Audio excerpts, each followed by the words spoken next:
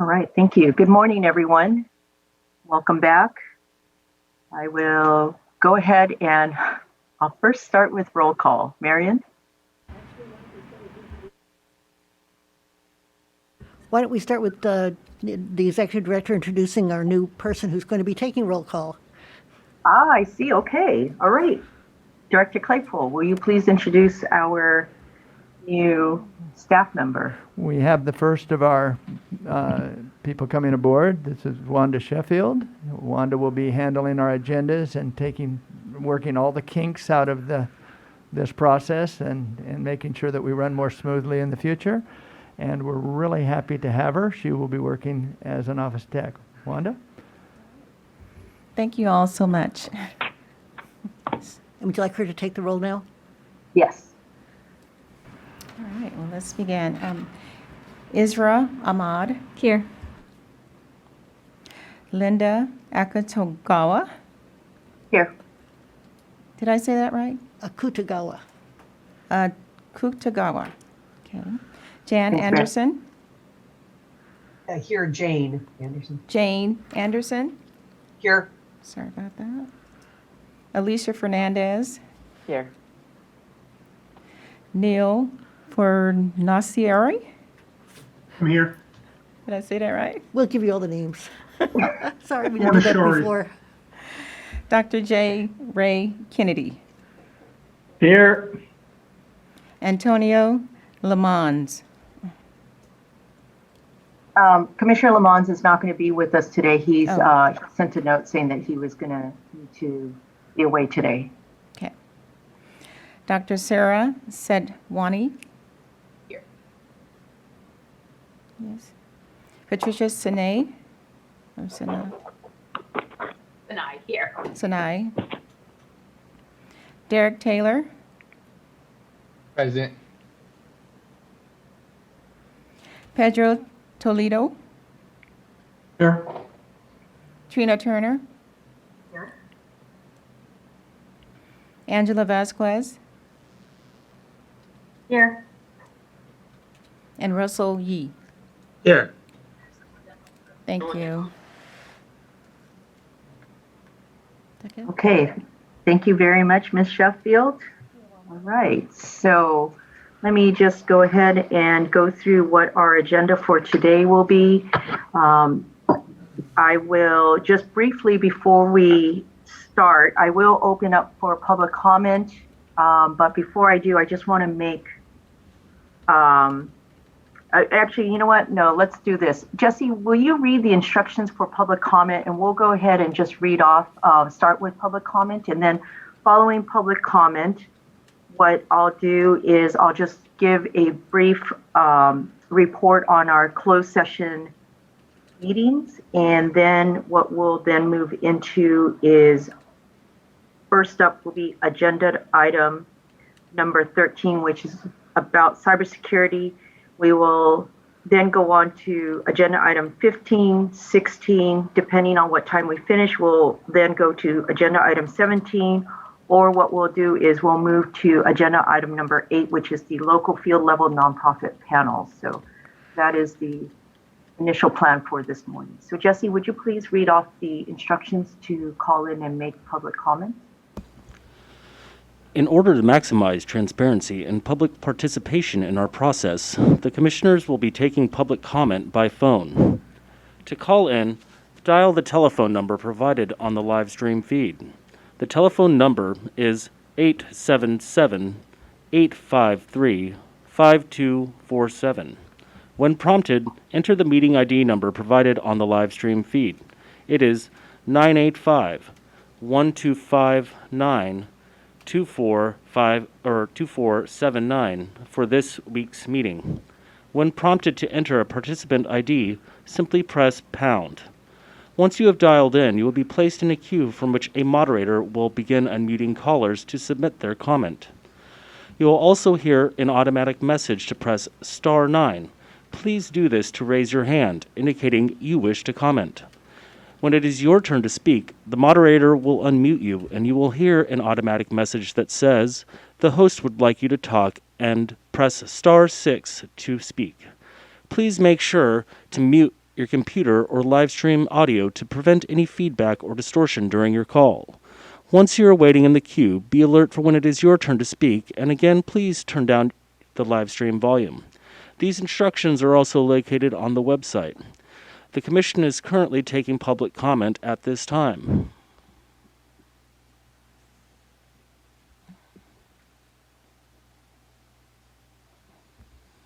Okay. Giving time for the live stream to catch up. Jesse, I know you'll let me know if anybody joins us for the queue. I will, Chair. Thank you.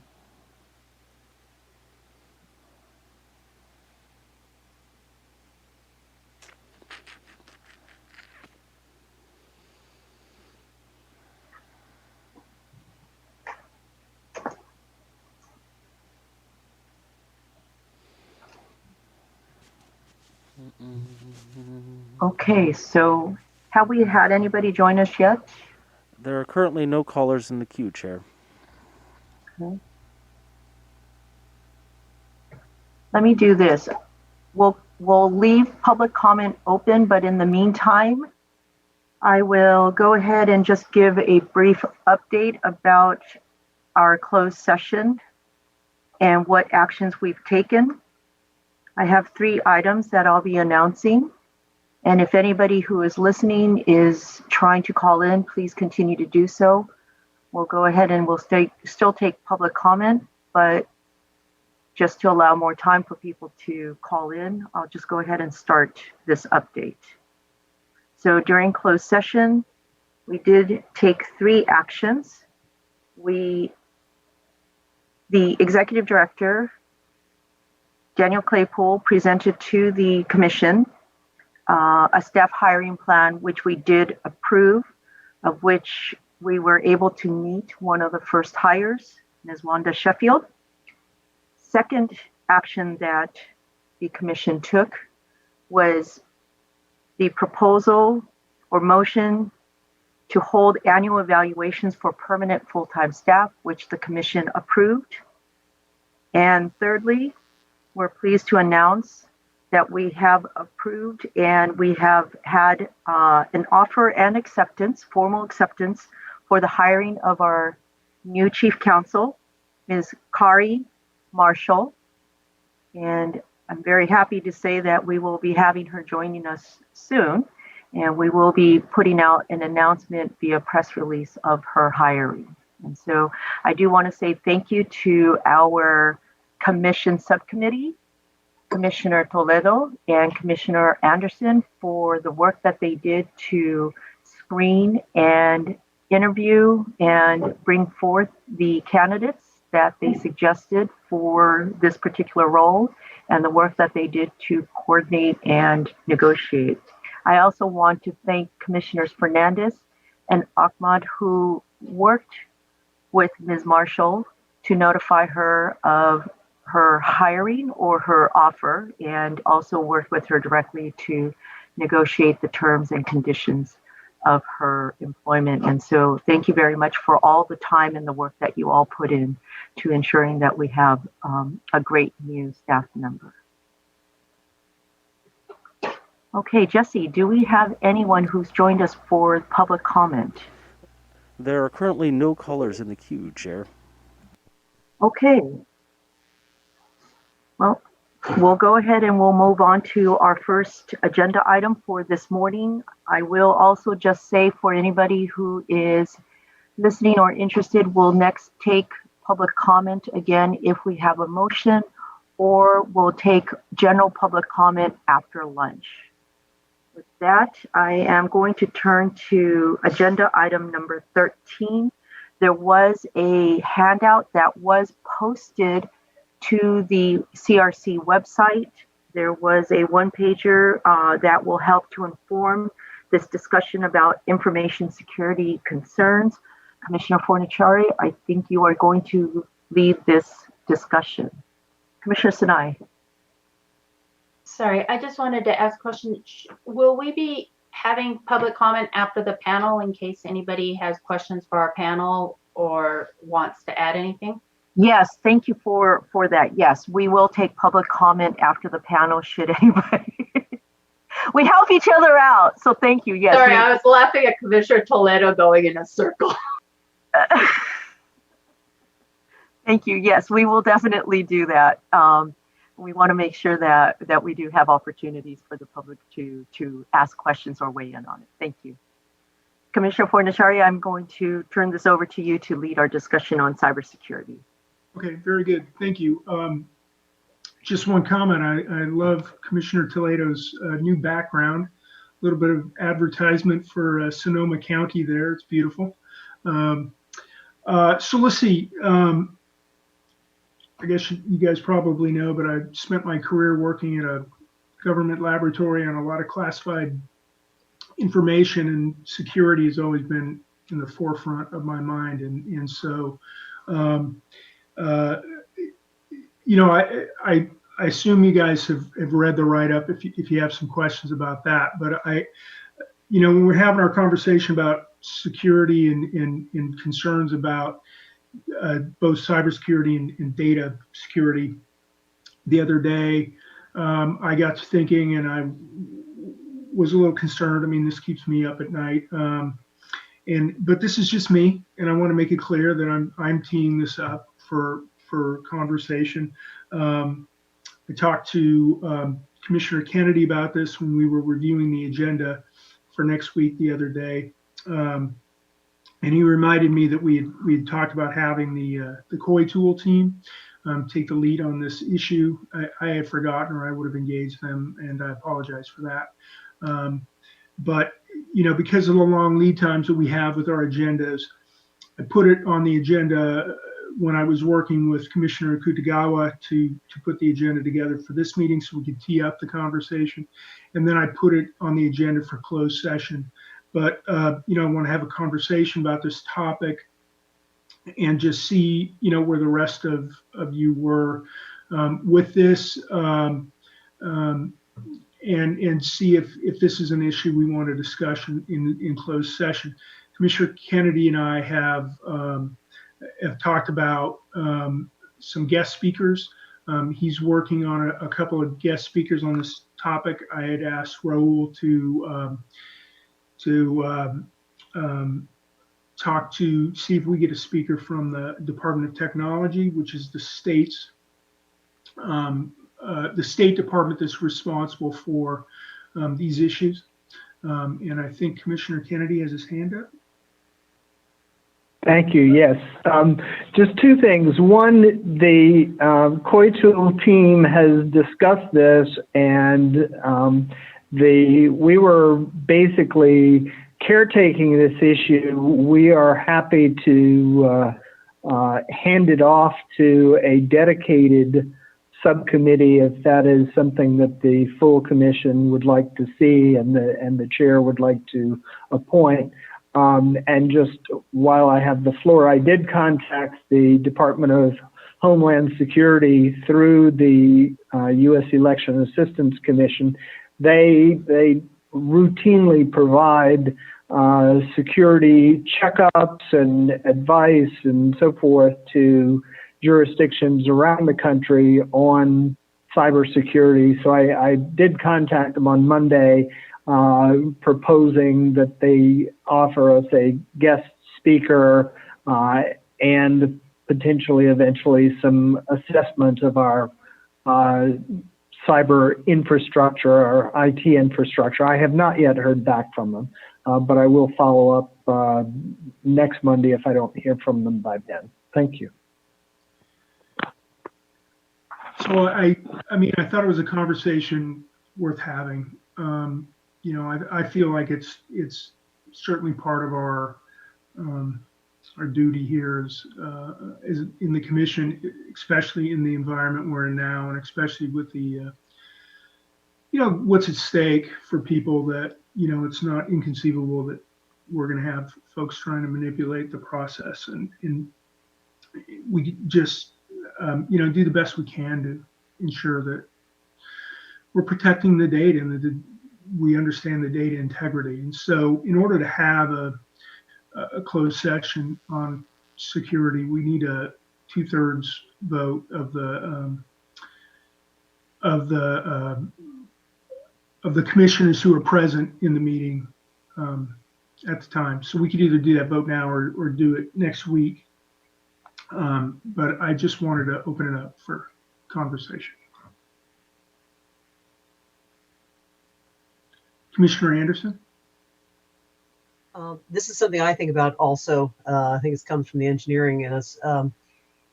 And I do have certain contacts in, obviously Silicon Valley, because I'm, right here. I have a lot of computer tech people who I could call up. I could find out, who does what at Cal in their, they have a new computer science crossover division. And I know the guy who runs that.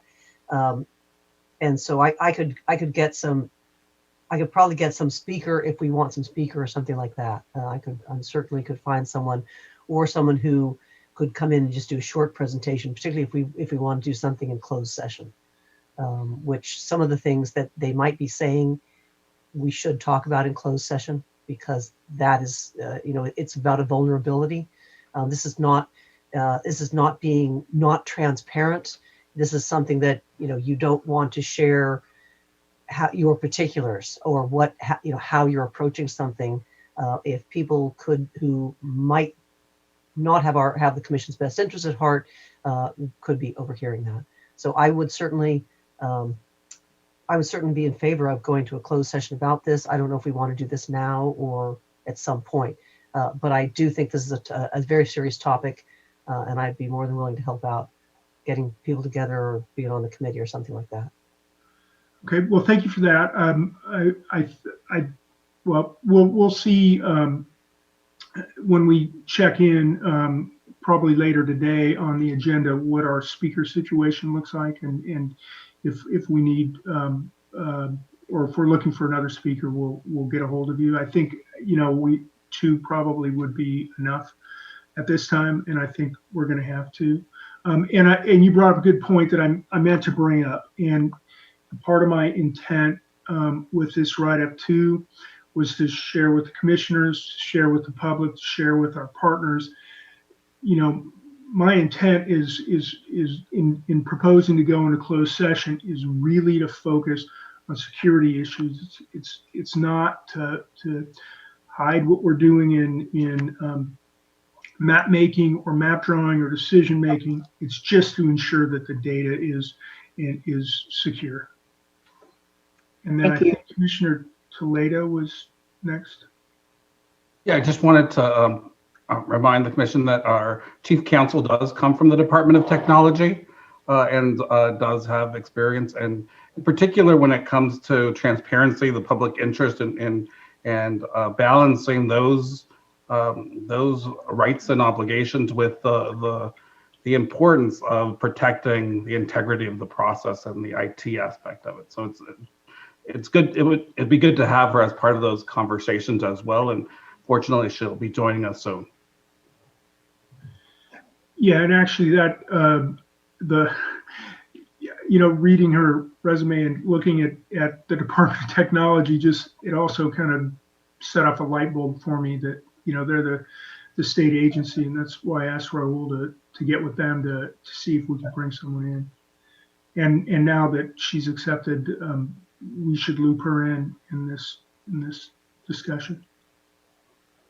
Do the other commissioners have any comments? I am comfortable going into closed session and we could take a vote, but I'd first like to hear if anybody else has any thoughts. I know we've also had this discussion earlier on when we first had the initial conversation about the COI tool, and that was definitely one of the concerns that was brought up is just the security of the data and to ensure that security, and that obviously if we're talking about our methods to ensure that security, we don't want to make it so public that we would open ourselves to any kind of vulnerabilities, as Commissioner Anderson had also mentioned as well too. So any of the other commissioners, would you like to weigh in on this? Any comments? And if there is a motion then to go to closed session on this, I would also invite that motion too.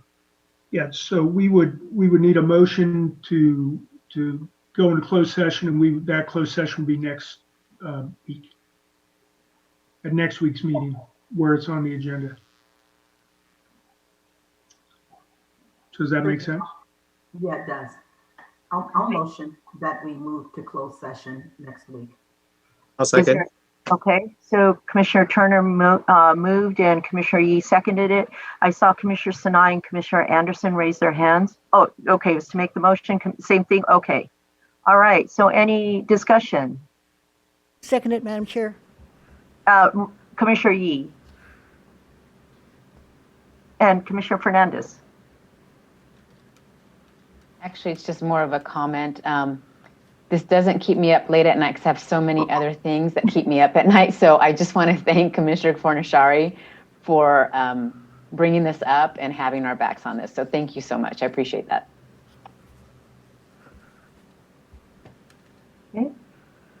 Okay, if there are no other comments, this might be the fastest and easiest motion that we've gone through. So, And there is We a could- special rule, as Commissioner Fornachari mentioned, that you need a 2/3 vote to go into closed session under that section for security, terrorism threats. and is that 2/3 of each of the parties or the groups? 2/3 of those present.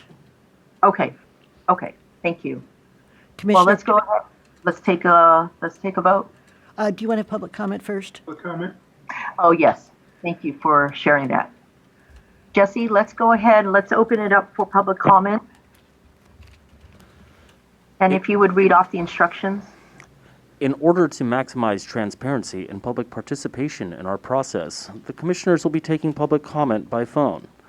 To call in, dial the telephone number provided on the live stream feed. The telephone number is 877-853-5247. When prompted, enter the meeting ID number provided on the live stream feed. It is 985-1259-2479 for this week's meeting. When prompted to enter a participant ID, simply press pound. Once you have dialed in, you'll be placed in a queue from which a moderator will begin unmuting callers to submit their comment. You will also hear an automatic message to press *9. Please do this to raise your hand, indicating you wish to comment. When it is your turn to speak, the moderator will unmute you and you will hear an automatic message that says, "The host would like you to talk," and press *6 to speak. Please make sure to mute your computer or live stream audio to prevent any feedback or distortion during your call. Once you are waiting in the queue, be alert for when it is your turn to speak, and again, please turn down the live stream volume. These instructions are also located on the website. The Commission is taking public comment at this time.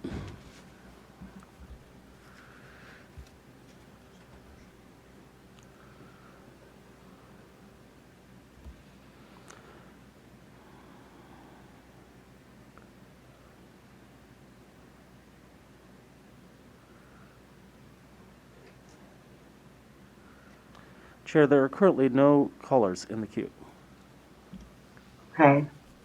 We could give just another minute just to give people, I know that if they were trying to scramble writing in the phone number, I want to give them time to be able to call in.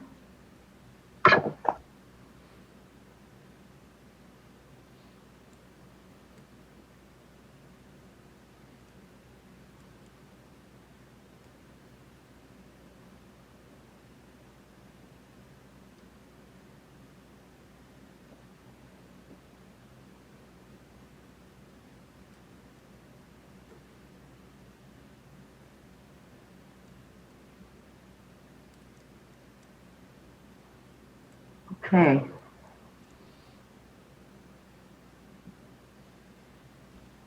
Jesse, anyone There, in the there, queue? there are still no callers in the queue, Chair. Okay. All right. I think let's go ahead and let's move to calling our vote. Commissioner Ahmad, Yes. Commissioner Kutagawa, Yes. Commissioner Anderson, Yes. Commissioner Fernandez, Yes. Commissioner Fornachari, Yes. Commissioner Kennedy, Yes. Commissioner Lamons, absent Commissioner Sadwani, Yes. Commissioner Sinai, Yes, sorry. Commissioner Taylor, Yes. Commissioner Toledo, Yes. Commissioner Turner, Yes. Commissioner Vasquez, Yes. Commissioner Yee. Yes. Motion passes. All right, wonderful. There was also another proposal or request to form a subcommittee and taking it out of the COI tool subcommittee. And Commissioner Kennedy, I believe you made that suggestion. I don't believe it requires a vote. I'm happy to ask if there would be any volunteers interested in a cybersecurity subcommittee. I do agree that this is something that is not just limited to the COI tool, and I think it's more important to have more of an overall, I think, look at where cybersecurity is going to impact all of the work of the commission. So, Commissioner Fornachari, can I take that as you are volunteering? And Commissioner, I know that others did also maybe might be interested, but Commissioner Kennedy, I know that since you made the suggestion, I will take it that you're also interested. In fairness, I would like to ask if any of the other commissioners are also interested. Commissioner Anderson, you are interested. If Commissioner Kennedy is not, then I would. But if Commissioner Kennedy is, I think I would hand it to him with Commissioner Fornachari. Commissioner Kennedy. Yes. Am I on mute? Yes, you are interested. No, I mean, I'm happy to do this. But if someone else is really, gung ho to do this, I'm not, I'm not committed to it 100, Commissioner Anderson, how committed are you to this? I do have a few things on my plate. It is a field where I feel I could really help, but I did see Commissioner Taylor also raise his hand. Commissioner Taylor, okay, and Commissioner Yee, okay. So you're both interested as well too. Okay. I know that I want to be respective of the party affiliations. But if not, it is something I do from time to time as a profession a little bit. So Unfortunately, I realize I think all of us are Republicans here, except for Kennedy. But I would certainly hand it off to Taylor, and I can just add my 2 cents in, so I don't have to be on this one. Thank you, though. Thank you, Commissioner Anderson. Commissioner Yee. echo the same. And if Commissioner Taylor has background, then I would certainly defer to him. Okay. Commissioner Kennedy, if you're comfortable, then okay, thank you. Commissioner Taylor, then thank you for volunteering along with Commissioner Fornachari. Then I am pleased to appoint the both of you to the Cybersecurity Subcommittee. Thank you for volunteering. Okay, so we have now a new cybersecurity subcommittee that will be also now looking across all of these areas that we'll all be working in. So thank you very much. Okay, let's go ahead and let's move on to agenda. Okay, so just for clarity, agenda item number 14, which is the Communications Director and Chief Counsel update. We did put this on the agenda in anticipation that we would have both of the roles already filled and in their place working on behalf of the commission. However, at this time, since we just only announced today our Chief Counsel hiring and our Communications Director is still in process, we will move on, and on agenda item 14, nothing to report. We'll go to agenda item number 15, council update. Marion?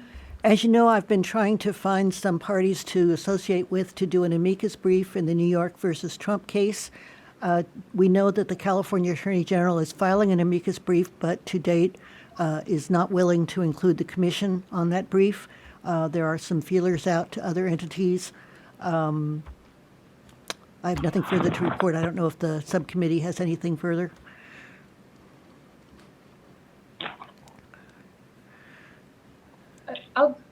if I can, I'll just go on record. I don't understand what the issue is and why the Attorney General, and this is not directed to Marion. Let me make that clear. I think just to go on record, I don't understand what the Attorney General's issue is here. The issue is about a full count of all Californians and all residents nationwide as well. This particularly pertains to our work. So, we're trying to put out some feelers to figure out why they are not willing to represent or work with us. It doesn't make a lot of sense to me, because at the end of the day, I believe that we're all in the same position of wanting a full and accurate count. And so I would say if people are watching, that this is an issue that we should be demanding the Attorney General give us a better response. And I would add, if I may add, the two explanations I were given do not make sense. One was that they're going to be filing it in a case where at first they said they were a party, but then admitted they're not yet a party in the New York versus Trump case. So they will not be coming in as a party, simply as amicus, so it would be no problem to add us. The second explanation I was given is that because the Attorney General represents all state agencies, that he would have to include other state agencies as well. And I pointed out that this commission is in a unique position in its interest in redistricting and the accuracy of the census report. So I did not see that other state agencies would hold the same position of essential participation as does this commission. Commissioner Vasquez and then Commissioner Fernandez, I think I saw your hand too. Is this something that perhaps we could put a bit more formality to the request to the Attorney General by writing a letter on behalf of the commission with our points? And if so, I'd like to make a motion to do that. Given the time, I would think that a more direct communication might be appropriate. But I'll certainly, if you'd like to make a motion. Okay. Is there a second? Commissioner Anderson, are you seconding? Well, before we second, is it, okay, there might be, certain political reasons for not to have us with that in terms of just how it might look overall is possibly maybe where he's going. I mean, there is the idea of, if one agency joins, then he should open it up to every other agency. Just in terms of that's just kind of the way it works bureaucracy wise.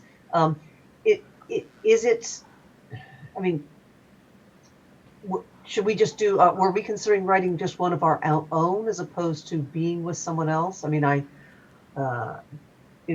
thinking with other, other commissions like us might be more powerful than just with our state, because it's across. It's the whole idea of this is not just a California item, although our items, I guess, we would be bringing about California. But I'm just wondering in terms of, do we want to push this, or are we going to write our own? I don't know. The subcommittee was probably already addressing that. I don't know. If you could answer, give a bit more information. My apologies. Commissioner Fernandez, did you have a comment that you want? Okay. Commissioner Sadwani, do you want to address that? So maybe, Marion, if you could address why it's advantageous to work with the Attorney General's office in terms of reaching out to other states, which was one of the things that we had talked about last time. I have attempted to make contact with Montana, Michigan, and Arizona. One of the issues there is that their commissions, they haven't put this on their agenda. That was the response I got from Montana. I reached out to all of the commissioners individually as well and haven't heard back. I'm similarly trying to contact the others, and I haven't received a response as of yet. So I don't know, given the time frame, that we're realistically going to get other states to join us, although I certainly would be nice. And as to the Attorney General, it's from a timing and staffing perspective, it would be easier to join in their brief rather than write our own. Secondly, the Supreme Court does encourage people with the same interest to combine and file a single amicus brief. And I think that the California's interest would be the same as this commission's interest. So I think it makes sense to be included in the AG's brief. Yeah, Commissioner Toledo. I just said that we haven't made contact with the Attorney General himself. We've only talked with his staff, and so the next step would be to reach out to him or his chief of staff and to work through the request. I have spoken to people in the Solicitor General's office, which is the branch of the AG's office that does Supreme Court briefs, and she assured me that she had spoken with the executive staff about the issue. Commissioner Sinai, and then Commissioner Vasquez. Thank you. It sounds like you all have done a heck of a lot of work to try to get people to move, and I'm sorry for the frustration. Is there, and I'm sure you did this, but I just didn't want to walk away. The Brennan Institute, did we contact them and see what's happening there, and if there was any way they can help us out here? I have had several telephone calls and emails back and forth, the most recent yesterday where they had no one to suggest to us. Commissioner Vasquez. Yeah, I agree that there is some urgency around getting in touch with the Attorney General himself, and just my experience as an advocate with these things.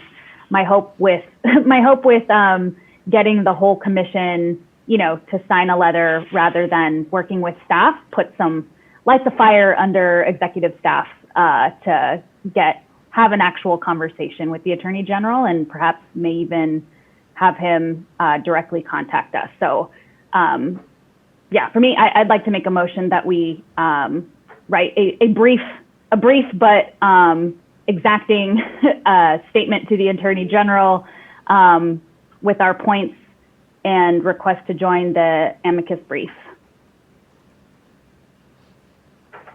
Commissioner Turner, is that a second?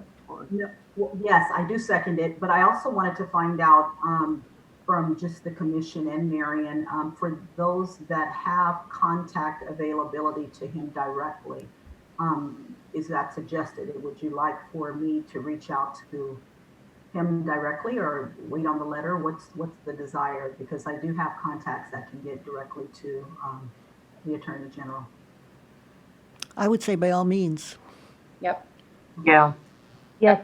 And just to report, I've asked a couple of my contacts to try and reach out to him either directly or through staff. I think most people have said, let me go through staff first.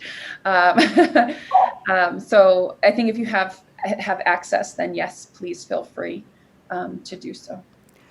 I could draft a letter and get it back to you all this afternoon, and with your approval, get virtual signatures on it, so it could go over today.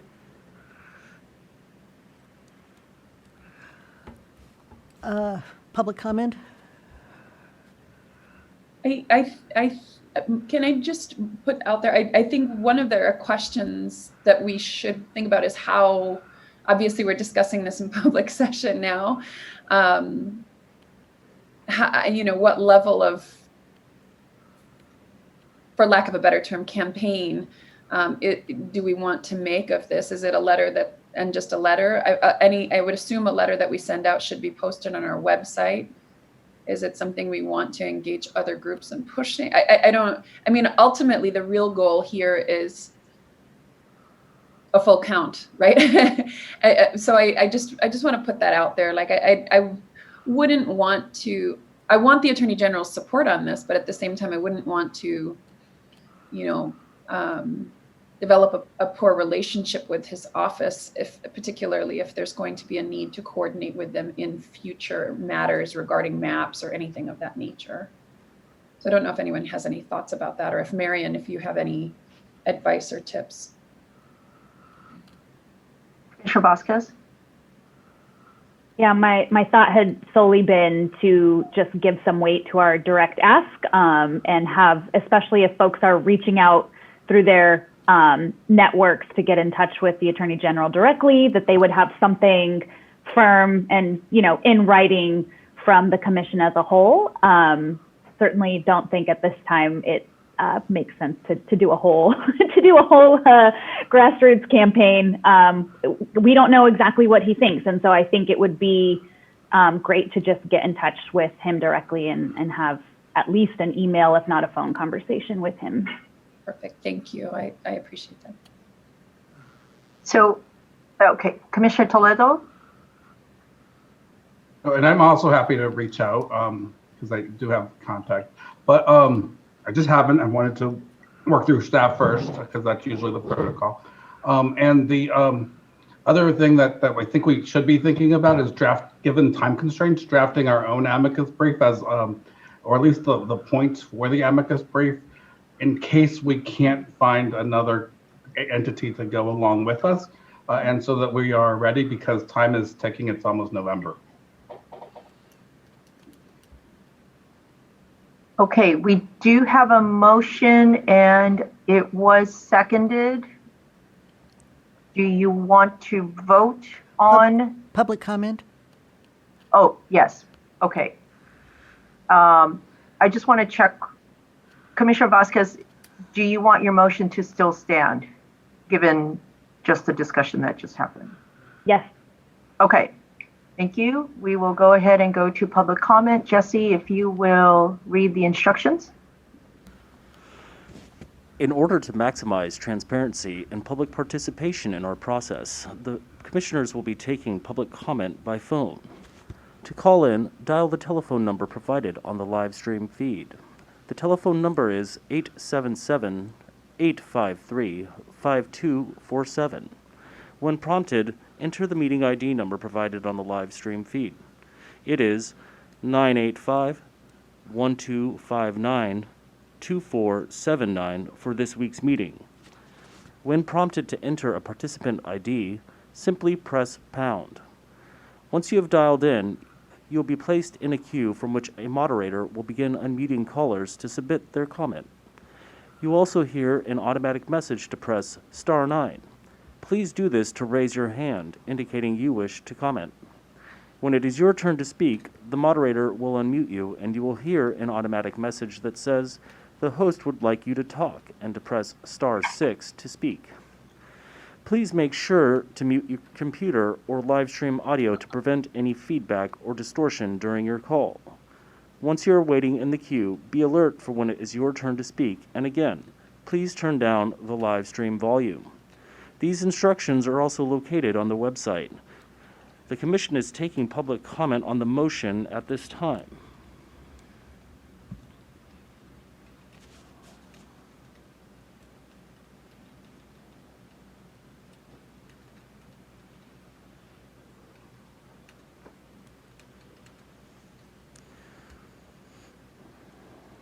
So while we wait, I'll just share with you that my two dogs decided that they were going to just create their own chorus. I had to go stop them.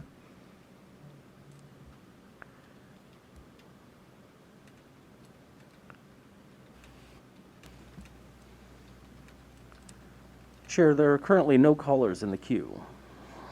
Okay.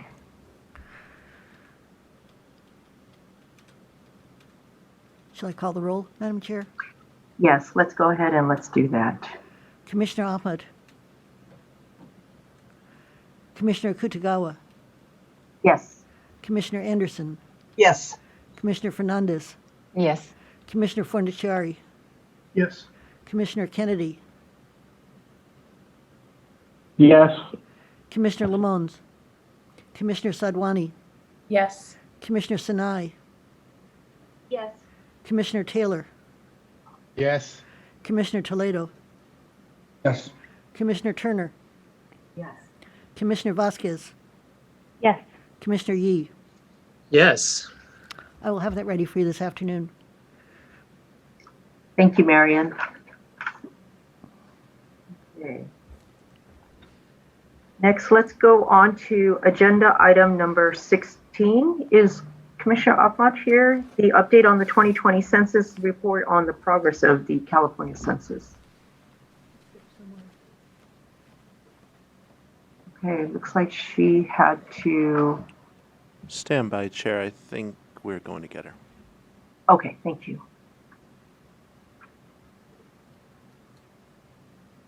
Director Claypool was raising his hand. Oh, thank you. Director Claypool? I was just going to say that we have access to Commissioner Ahmad, and she's coming. Okay. She reports there's been no change on the number since last time, and she has nothing else besides the legal issue we discussed. Okay. All right. Thank you. All right, then let's go to agenda item number 17. We still have some time before the panelists for the local and field level nonprofit panel is due to join us. So agenda item number 17, discussion of meeting dates and future agenda items. And Commissioner Kennedy. Okay, I have begun working on the agenda for the meeting for November 16 to 18. I've shared a draft with my vice chair, Commissioner Lamont. I've shared a draft with Director Claypool. I've just added the cybersecurity subcommittee on the list for subcommittee reports. My concern is that things are really beginning to pile up, and we may need to make that a 4-day meeting. So we have the director of the California Census Office scheduled to speak during that meeting. We have the panel of our partner organizations regarding their recommendations for outreach is scheduled for that meeting. I have a note to myself that there was a request to schedule VRA training for that meeting, and from Director Claypool's presentation on procurement and contracting timelines, there are a number of those actions that would need to be taken up during that meeting. So my concern is that we simply would not have time to get through all of those quote unquote big ticket items unless we schedule a 4th day. That doesn't mean that we have to meet a 4th day, but I certainly would not want us to run out of time without having exhausted the agenda. So I look forward to colleagues' comments.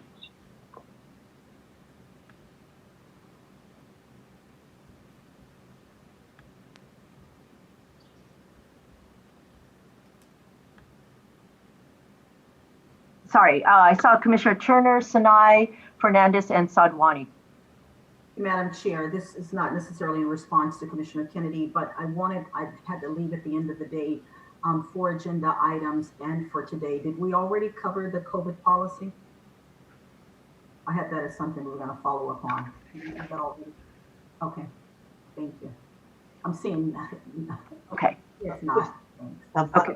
I can give you a quick summary of what did happen on that later. Okay, Commissioner Sinai and then Commissioner Fernandez and Sadwani. I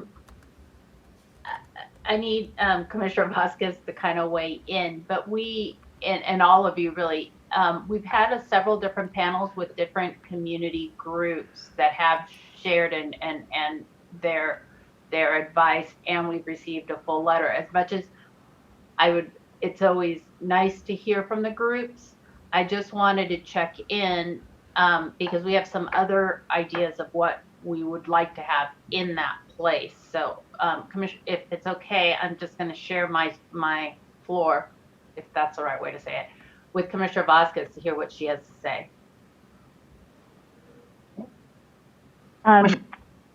Yes, thank you. I think so. I think we have heard from the commission loud and clear, and definitely we have remained cognizant of the timing issues in terms of getting a plan. And we've also been sort of, hobbled in some sense by the delayed timeline for our deputy executive director for some of this.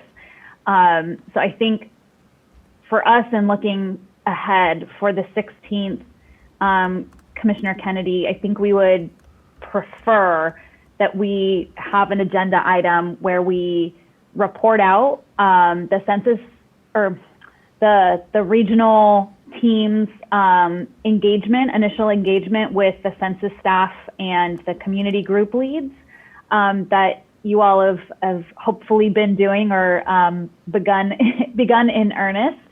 And then sort of a second piece where Commissioner Sinai and I will present an outreach, engagement, and education strategy with possible action for the 16th.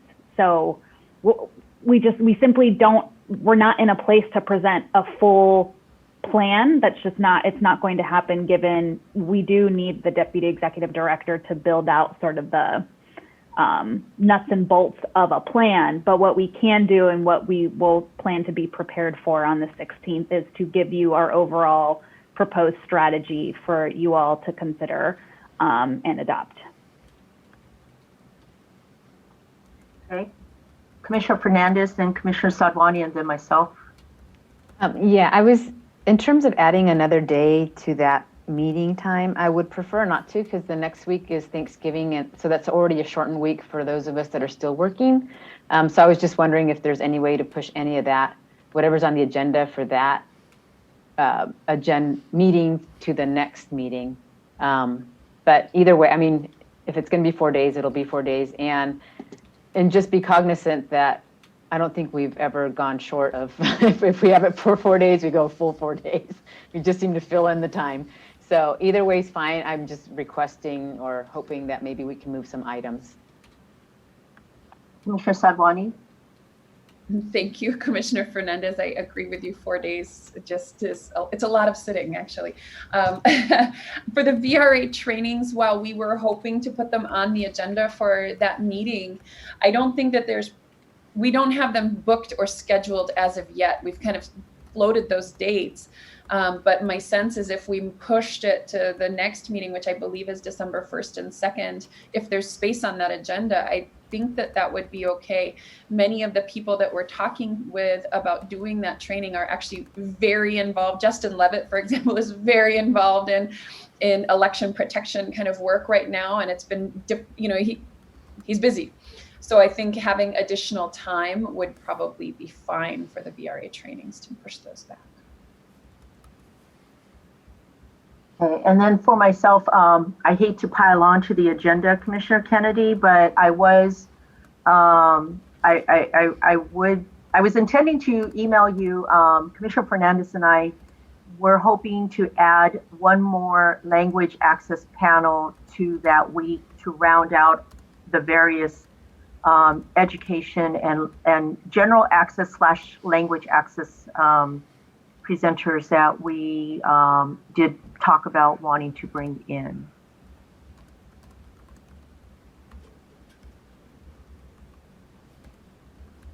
And I do also agree with what Commissioner Fernandez and Commissioner Sadwani had said.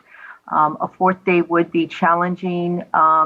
I have come to believe that we do, as I believe Commissioner Ahmad had said, we do also, she had earlier said that we tend to just fill the time that we're given. And I think if we're given 3 days, I think we'll all just make the 3 days work with all of the items that we have on the agenda. And so, and I would say even for this week's, I think this is an example of we both fill the time, but also we have actually managed to move along the time as well too. So Commissioner Turner and then Commissioner Fornaciari. Thank you. Madam Chair, I was just wanting to ask for you and Commissioner Fernandez, what group is the next invitation going out to for general access and language access? Well, for next week, we do have scheduled one of the areas that we wanted or we will be bringing in is a speaker who is going to be covering primarily the Black immigrant and refugee populations. However, the organization that we've confirmed also works with Middle Eastern, North African, and Arab and Muslim communities as well too. And so we wanted we've asked them to speak primarily on the Black immigrant and refugee populations and the language issues and access issues for that population. We didn't want to assume, and this is part of, I think, the changing demographics, is that the Black population in the U.S., but also in California, is not just primarily African American, and we thought it was important to bring that perspective in. We are also scheduling or trying to schedule someone from the Native Hawaiian and Pacific Islander communities as well too. There's also language issues as well in those communities, and I thought it was important that we do bring them in separate from the Asian American organization that we just had. Oftentimes they're just lumped together, but they are very distinctly separate communities, and we thought it was important to also understand their particular issues around accessibility and language. The other ones that we're also looking at is the Native American communities as well too. We're hoping that we'll have someone, if not next week, we were hoping to move them to then the meeting that Commissioner Kennedy will be chairing, if depending on the scheduling. We're also aware that we're also attempting to try to bring in somebody who can speak from Armenian, Russian, and also potentially, if not well covered by the organization that works with the Arabic community in San Diego that we have coming, then we're hoping that we'll either have someone separately to come in on the week of the 16th. So we're trying to just kind of limit it to the next 2 remaining meetings that we have in November.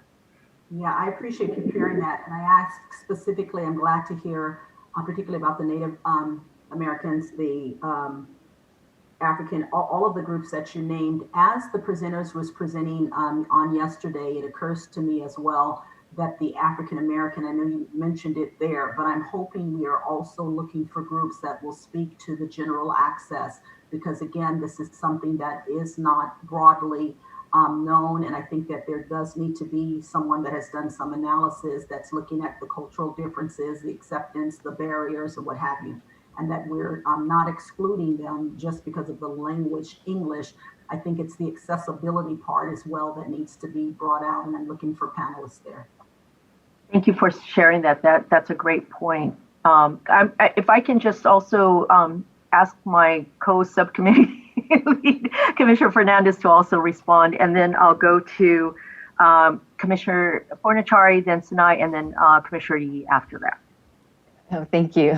Thank you, Chair Akutagawa. You covered everything. The only piece, as one of our comments yesterday was regarding disability, so that's another area that we're hoping to bring forward.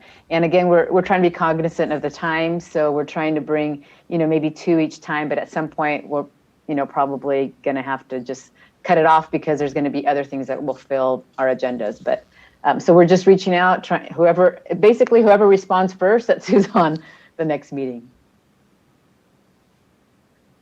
Thank you. Commissioner Fornachari. Yeah, so I was just going to offer, in looking at the agenda for next week, we had the presentation by the director of the California Census, which is getting moved to the following meeting, and so we might have a little more room there if you want to add another speaker to the general access. To kind of lighten the load on the following meeting. And then I have one more thing, but I'll wait. Okay. Commissioner Sinai, and then Yee, and then back to Fornachari. I want to make sure that I think that the committee, Turner and I'm sorry, Commissioner Turner and Commissioner Ahmed, their committee was looking at how to use civic technology, if that was part of what you're all doing. I don't want to lose that because we need to move forward on an RFP on that if it's not going to be part of the other process. And that is a huge piece on accessibility.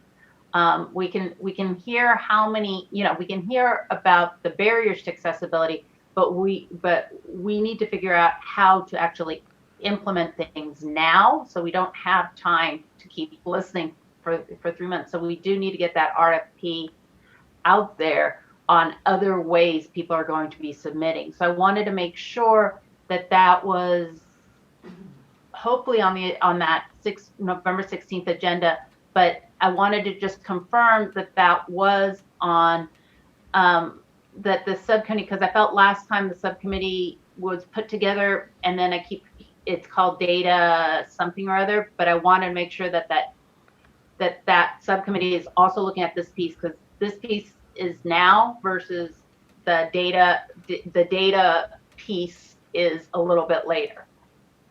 And I have no clue if I was articulate. So, Commissioner Sinai, thank you for reminding us about that. So there's two things that I'm hearing. One is Commissioner Fornachari and Commissioner Kennedy, is the data analytics or data management subcommittee on the agenda for the November 4th meeting? And then also the language access subcommittee, is that on the agenda?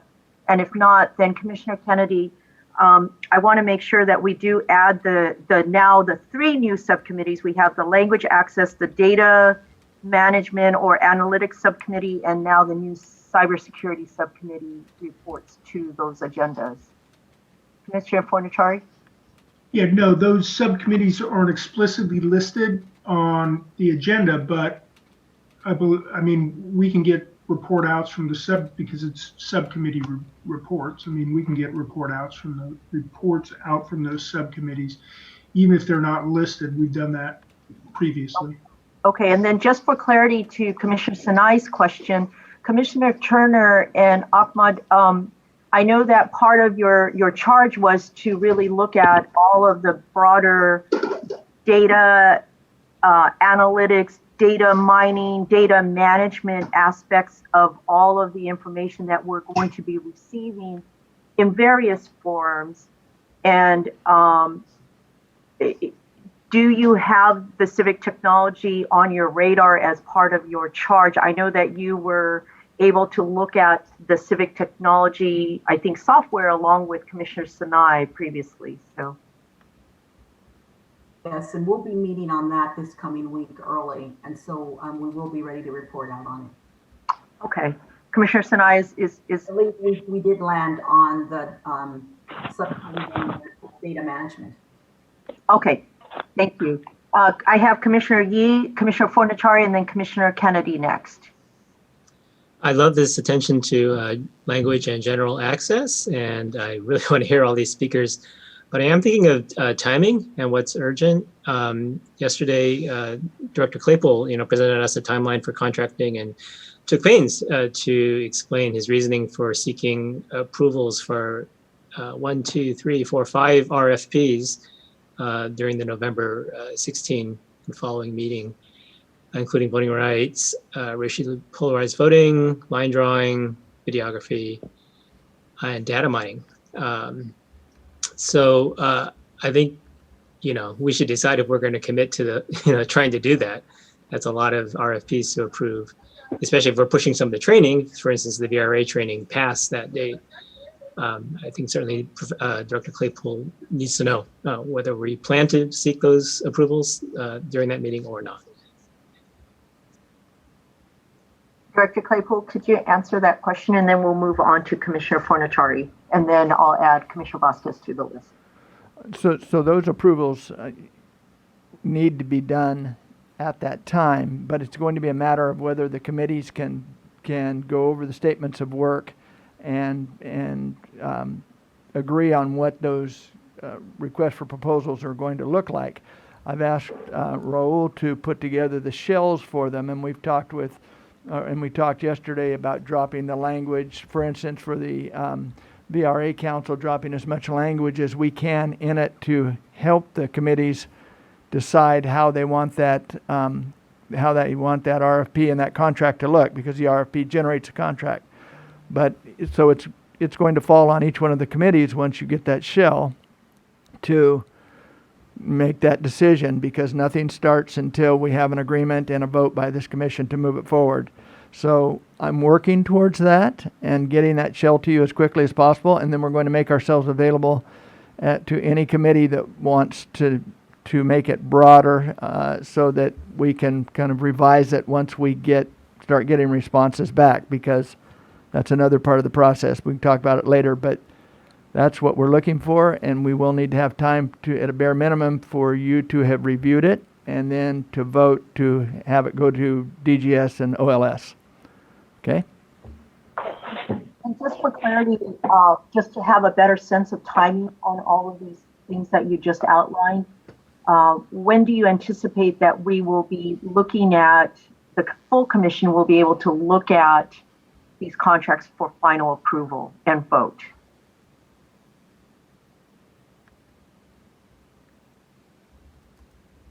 Director Claypool? Pardon me? What do you anticipate is when will we be able to vote on the what will be the final contract? Okay, so what we're looking for is in that week that Commissioner Kennedy is talking about, getting you the RFPs that have been agreed upon by, or that have been created by the subcommittees, getting them to the commission ahead of it for each one of you to take a look at it, having a discussion, hopefully a broad discussion. It doesn't have to be a detailed discussion, because we can do that. We can make adjustments to them while they're at the Office of Legal Services. We can tweak them a little bit, and we can, if we make them broad enough, we can work within them to kind of expand back and forth. That's part of the creativity process that we're hoping to put into it. But on that meeting date, you would have received it a couple of days ahead of time to review, and then we'll have the discussion and then the vote, and from that vote, we'll send that RFP forward. And they're going to, just so everyone knows, they're going to look like, they're going to be 70-page documents. That's what these are going to look like. The part that you need to be concerned with is about 4 pages within it, the statement of work, what you want them to do, and to be less concerned with the massive amount of boilerplate that goes on to the ends of them. But we'll put that, each one of the subcommittees, I'm sure, will put that in their instructions when they send it to you for the full commission review. So did that answer your question, Chair? Okay, so I just to clarify then, so my understanding is that the week of the 16th, that meeting, we will be all reviewing the RFPs that will need to go out. With the recommendations of the subcommittees, I guess on those RFPs, we'll vote, they'll go out, we'll solicit the proposals, and then the expectation is that we'll be able to have the final list for those RFPs ready to vote sometime in December, I assume. Okay, so we'll actually, at that meeting, we will vote. We're hoping each subcommittee can have their RFP to you to vote, and then they go out to DGS for that long review period. So there will be nothing in December. Whatever we vote on at that November 16th to 20th date will be what goes forward for people for them to review, and then what we will be sending out to the contractors for their proposals. So this is how quickly I'm hoping this can move. And it's going to put a little bit of pressure on each one of the subcommittees that has something that has this to do. That's why I'm saying we'll deliver the shell, and then we'll try to work with each subcommittee to make sure that we put the broad enough language in there so that when we get the contractor, we can work with them to kind of build out some of the things that you're going to want, and that your executive deputy director is going to want. So we're just looking to get this product into DGS and move, and that date's when we're going to try to get most of these out. What I'm hoping we will. Okay? All right, so okay. All right. Okay, thank you very much. Commissioner Fornachari, Commissioner Kennedy, Commissioner Vasquez, and then Commissioner Anderson. I want to change the subject, so I'll just wait until we're done with this topic. Okay, Commissioner Kennedy. So I do have data analysis, language access, and cybersecurity subcommittees on the agenda for reports. Somewhere in my notes, I was reviewing them the other day. We had discussed a liaison subcommittee. Was that actually officially appointed to handle outreach to other redistricting commissions and so forth?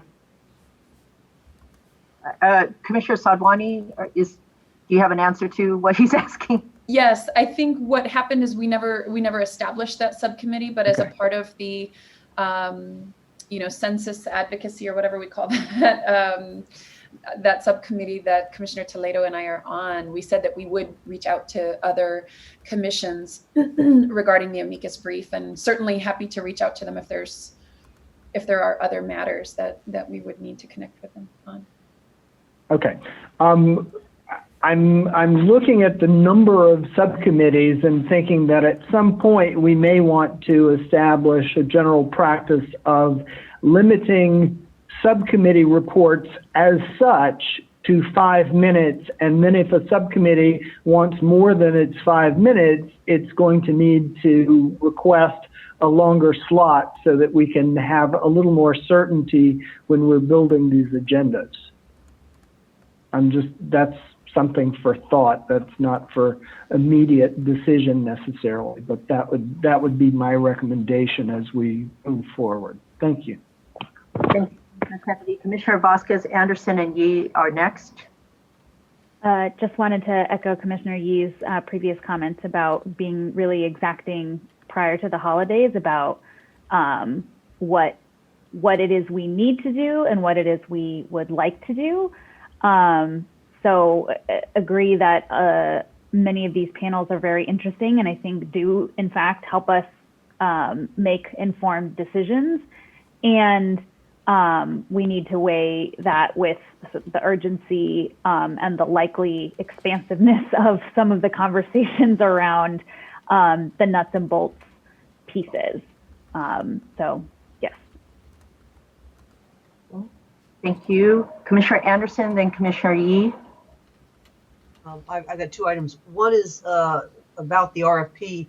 Basically, the line drawing subcommittee is going to be the first guinea pig. We're actually doing that this coming meeting. And the idea, though, that the scope is going to be given to the whole group 2 days ahead of time, that means it would be Monday. And so I'll just tell you right now, that's not happening because I'm not working every single day over the weekend. But we'll get it. It'll probably be a little bit later than that, but you'll sort of see how the idea is. And it's a little bit different. We're not waiting for the shell. We're kind of working with kind of the shell, and it'll be the first essentially trial run.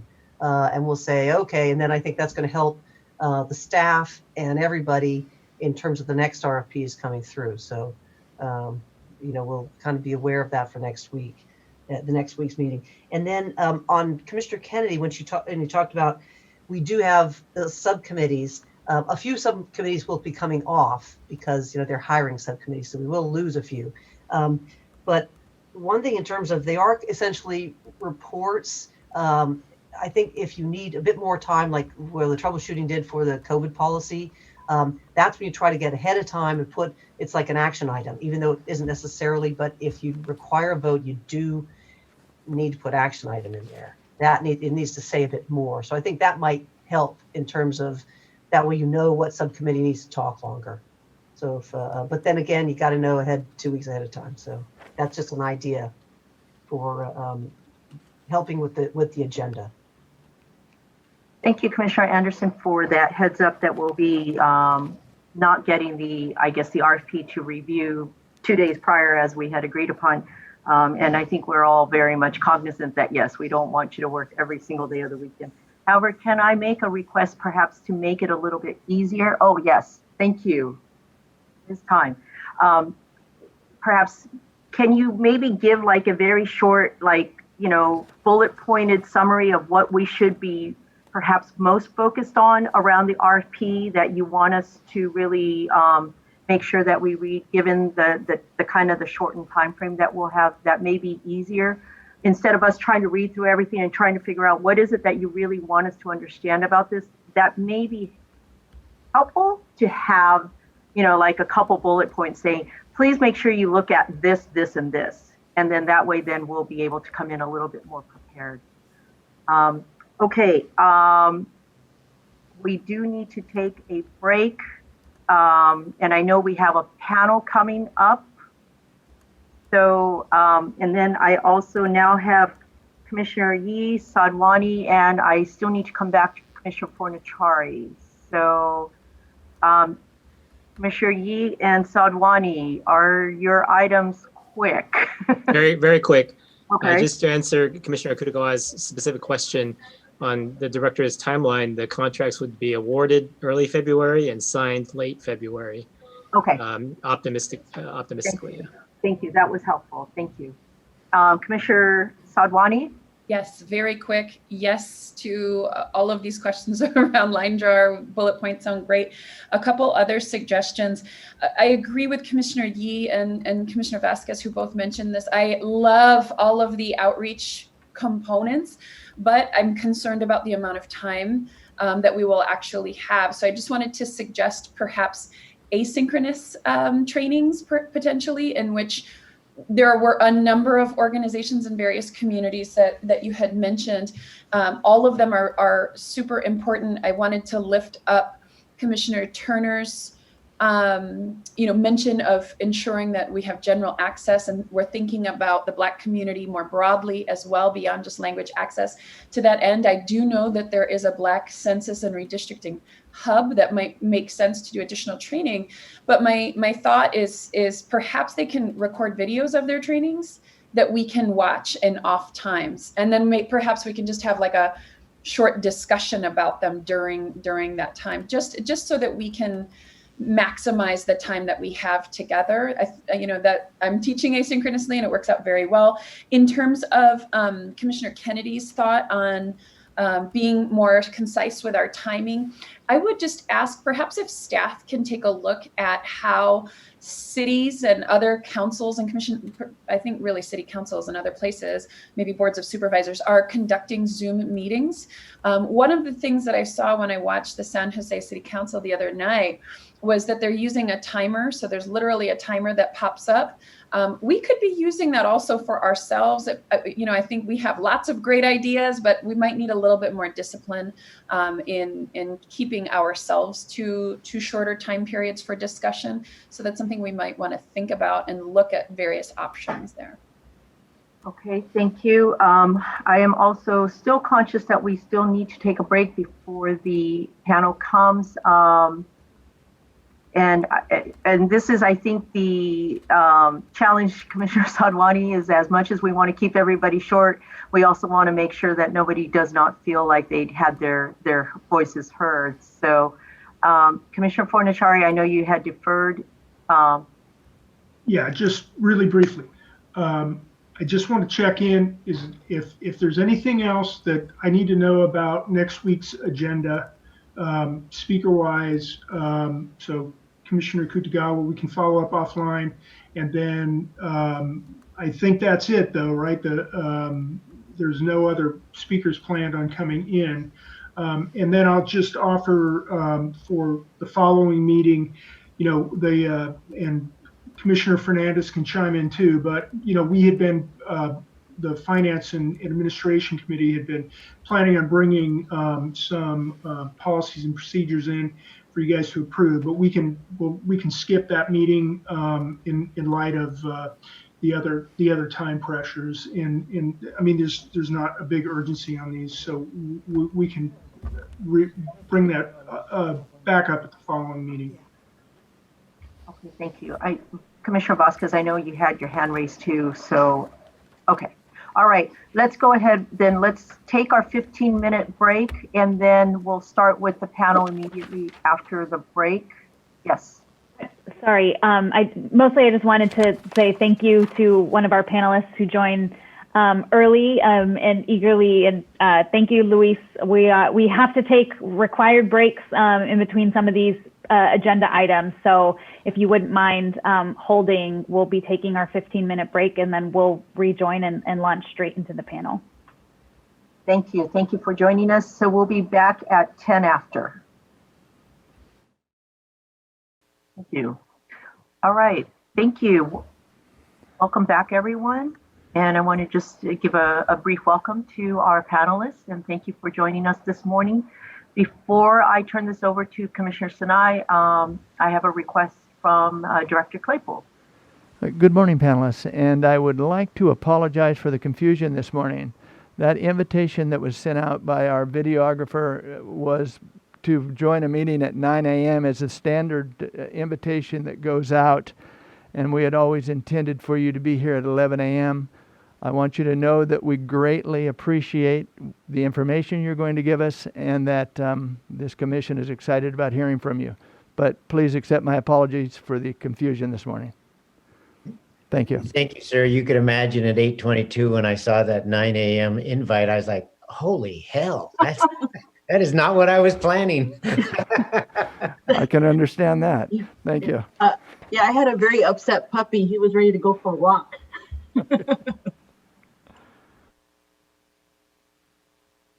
Chair, I'm actually not the one who's facilitating. It's Commissioner Vasquez. Okay. But I just wanted for transparency, Commissioner Turner, thank you for introducing us to Terry. Commissioner Turner works closely with Terry. They're both with the PICO network, and I work closely with Anna, and Anna's also a friend. So we just wanted it for transparency's sake.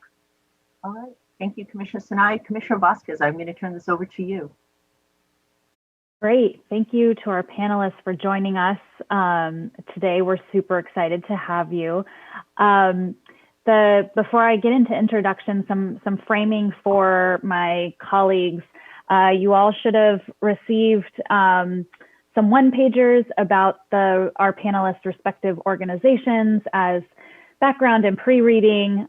So we're hoping that you come into this discussion at least with a general familiarity of the organizations. And really the purpose of this panel is to get a smattering of perspectives from organizers about what their work looks like, the activities that they and their stakeholders engage in, and how that could look when sort of activated for the purposes of redistricting. So we have a small handful of questions for our panelists to dialogue about, and then we'll turn it over to some Q&A for you all, the commission, to engage with our panelists. I'll introduce the three folks that we have here today. We have, and please panelists correct me when, not if I mispronounce your name. We have Luis Sanchez from Power California. We have Terry Supan from True North Organizing Network, and Ana Melgoza from San Ysidro Health. So thank you for joining us today. So the first question to our panel is, why did your organization choose to get your stakeholders involved in community issues? What is the pool for your organization, particularly for those who maybe don't have a mission directly tied to organizing and advocacy, or at least not on its face? So maybe let's start with Ana, and then we'll go to Terry, and then Luis. Sure.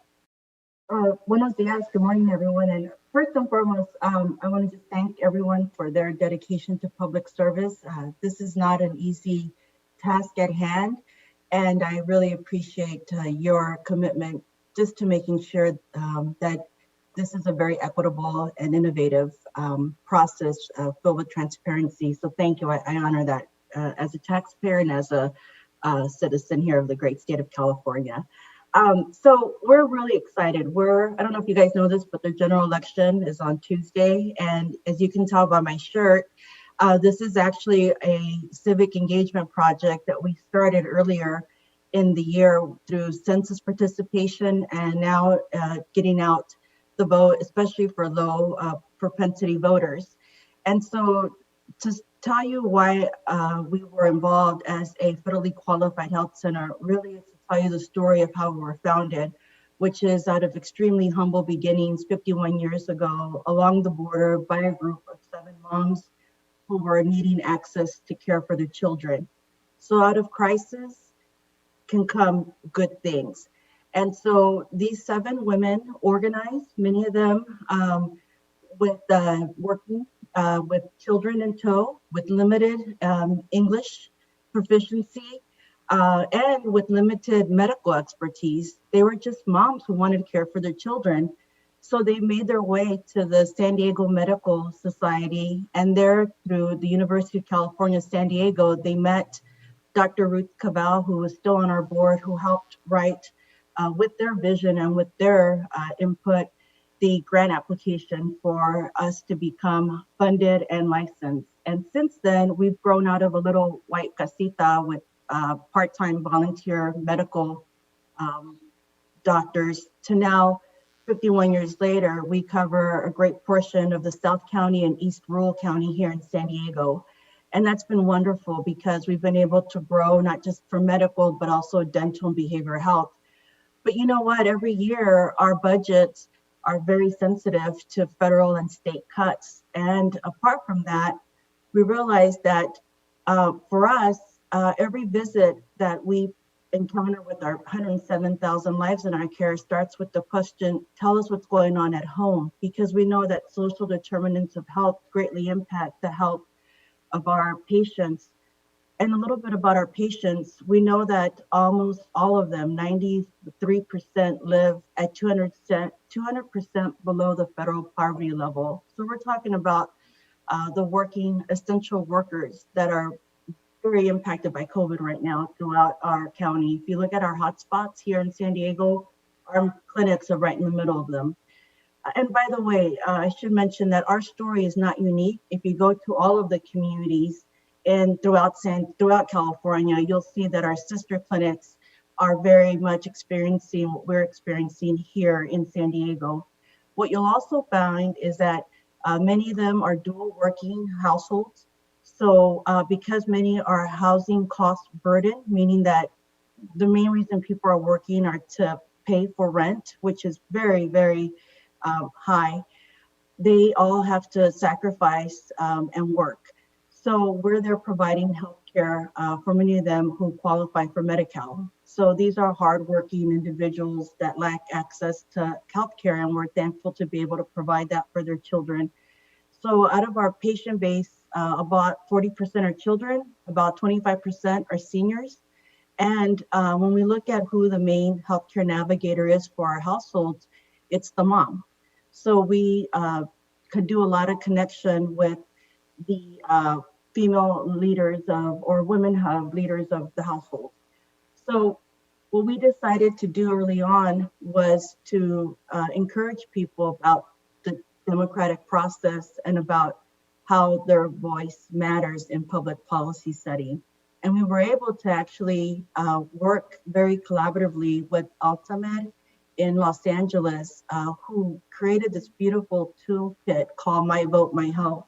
And they did all kinds of research to show that when people vote, their health improves. There's this enlightenment that once you understand for every action, there's a reaction, people become engaged. And what we saw during the primary elections was that we were able to increase voter participation by 13% in one of the most, in 3 of our cities in the South County that are filled with a high amount of low propensity voters. These are voters that hadn't voted in the last 5 elections. And so where we think we made an impact was primarily because of our trusted messenger role in the community. And then as far as demographics go, we work very closely with the California Primary Care Association, and their data shows us that I believe 1 in 3 Latinos in the state of California is a patient of a community health center. And when you come to us, you already come in a very vulnerable state. Either you don't feel good or you want an immunization for your child. So already there, that trust develops. And one thing that we also found with our patient base is patient loyalty. It's amazing to see, even right now through a pandemic, how highly utilized our services are. either telehealth or in person.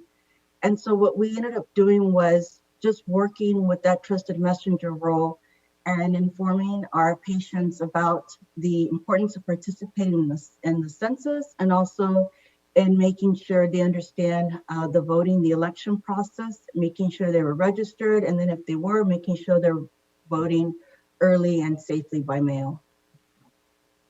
Great, thank you, Anna. Terry, would you like to share with us how you've been engaging your folks?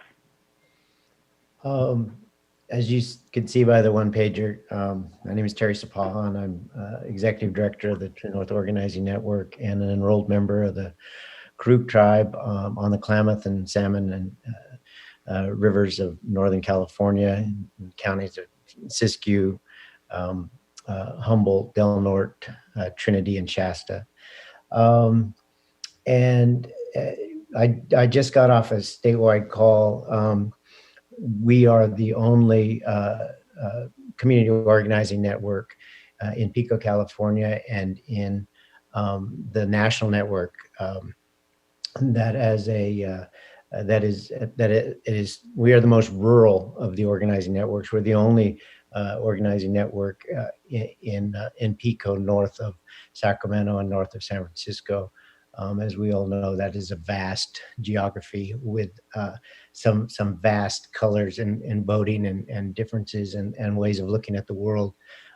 But to address your question about how this becomes a mission or an issue for True North, as we work with Native American tribes, Native communities, Latinx, Black and white communities, Hmong communities, trying to help people find their voice and leadership and building those a culture of voting and caring and belonging and being part of this society, being part of this state, being part of this culture, this dominant world. It is a heavy lift getting our people in our region to being counted in the census, to knowing that their voice matters and their vote matters. And we talk about building the voting muscle and building a culture of voting and just encouraging people to do that and be about their future. For too long, particularly in Northern California, we are all descendants of a dominant culture in California that has benefited and created metropolis from San Francisco Bay to San Diego. And because we've turned rivers around and made them flow backwards and in other directions and dammed up waters and moved them in different directions, we've all seen the effects of climate change, and we've experienced them in Northern California and Southern Oregon. I have never seen fires move as fast as I've seen this past year. And I grew up around fires and in the smoke. So redistricting is critical for all of us now and in the future, because it's going to decide how we address our future. Great, thank you so much. Luis, can you tell us a bit about how your stakeholders have been involved in what kinds of issues? Sure. Once again, Luis Sanchez, Executive Director of Power California. We're a statewide alliance of over 27 organizations in both urban, suburban, exurb communities, as well as rural communities across the state. Our mission is to really build the power of young people and their families to ensure that California really reflects the rich diversity of the state, both at elected level, at the local level, and also in the voter populace. Part of our work is to ensure that, we meet the needs of the new electorate that is California. And when we're talking about young people, mostly under the age of 34, which essentially is kind of, younger millennials to, the new Gen Z population, we're talking about a very diverse population that, kind of reflects the rich diversity of the state. 47% of California population under 30 is under 34. Now, 82% of them are actually people of color and indigenous communities across the state. For all Californians now here in California, they have at least one parent that either is refugee or immigrant parent. in their household. They grew up in that way. And then, last but not least, in the midst of this, right, still, there's still almost 1 million young people under the age of 25 here in California, right? So our job as an alliance is how do we activate young people to be really a part of this democracy? And really our democracy is critical, be it redistricting, be it voting, be it local city council and school board meetings, that if young people are not engaged, our democracy is going to fail. And that's part of our work. But what we've seen is more and more is that over the years, and it's historic, but I would say over the years, parties, candidates, initiatives pay less and less work to these populations, right? So it kind of creates a cyclical effect of young people not becoming engaged in the process. We built off this idea that we understand if a young person registers to vote and votes in 2 consecutive elections, they essentially become a habitual voter for life. So they actually vote like, baby boomers. But if they actually don't register to vote and vote in that first election, be they 18 or 19 or 20, they actually disengage for over a decade. So there's a stark reality of the impact it has on young people's lives. So the way we function is at the end of the day, we believe that young people need to be involved in really shaping our state and our country. And, so over the last, we're a fairly fledgling network. It built off some amazing work that a lot of these organizations have been doing across the state. But we've engaged this year, like about 350,000 young people. Be it digital, via calling them up, texting them, sending them mailers, doing digital ads, just to ensure that they're engaged in this election and making sure that they're involved in this process. And we've seen that, because this population is probably one of the most mobile populations, they, in this moment, especially in COVID, they're probably suffering some of the most disproportionate impacts than anyone else. Their schools are closed, they're first to fire, their hours are being cut, they're playing both the childcare role, and it's really hard for them to engage. But even in the redistricting process, one of the challenges we saw from the beginning, even because we were part of the alliance, the Redistricting Alliance Coalition, is that most young people couldn't even apply to be part of the redistricting commission. You had to have been, a registered voter for at least 5 years. You'd have to register, voted in the last 2 to 3 elections. And so it actually limited anyone really under the age of 26 to even apply for this process, right? So, but even then, we actually had, hundreds of folks apply across the state to make sure that, that they were also looking at applicants that were below 30, not just over 50, right? Which is normally what the process is. And so, so that's partly what we tried to do, is ensuring that our young people become engaged and involved in this process. We feel in this moment like never before, young people are becoming engaged in politics, be it, in the back of me, like during the moment of March for Our Lives, or the current the reckoning and racial uprising that's happening, or the issues related to immigration. Young people are really engaged in the moments of our time. Terry mentioned climate change, right? That's one of their #1 issues in young people, because they understand they're going to inherit this planet. So part of our work as our network is how do we engage them in all the processes and turn that energy into real political power that they can engage in the redistricting process, in a school board meeting, and voting for a candidate of preference. And that's what's critical to us, because at the end of the day is when young people become engaged in our process, our democracy becomes richer and fuller for the future. Great, thank you so much. I'm going to combine our next 2 questions in the interest of time so that we ensure that we have some room for Q&A with the commission. So for our panelists, what have you learned from engaging your stakeholders? What have been some of the challenges and what has worked well? And if you can particularly talk about how COVID has impacted both sort of the opportunities and some of the barriers that you've encountered in engaging your folks, that would be great. So let's go over first. Could I ask Luis to go first? Sure. I think for us, like I mentioned this earlier, we have to meet young people where they're at, and part of that is they are the most mobile generation, and especially in this moment, right? As COVID has upended their lives, right? Some of them were going out of state, out of city, were moving out of their families' household, and then they were moved back, right?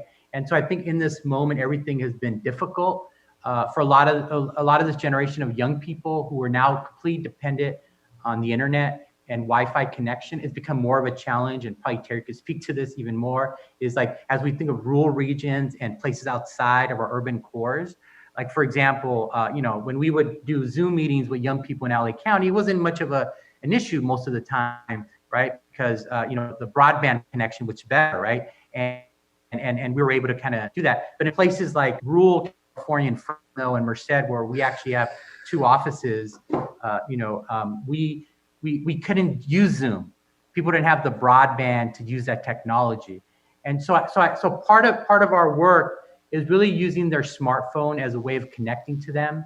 Like what we always say, yesterday's door hanger is today's text of information on where to vote and how to vote. And that's what we do, right? Is that not only are we trying to call them on their cell phones, we're trying to text them, send them digital ads, because that is their lives, right? It's not only the lives for most people now that live in our country, but particularly for young people, that's where they get their information. And there's a lot of misinformation out there, and we want to ensure that works. But in this moment, we had to really do a pivot to digital, and it's not just Zoom meetings, but we had to engage young people. And the interesting part about it is we've actually engaged more young people and training them in the last 6 to 7 months than we actually had before COVID. We saw this crisis as a real opportunity.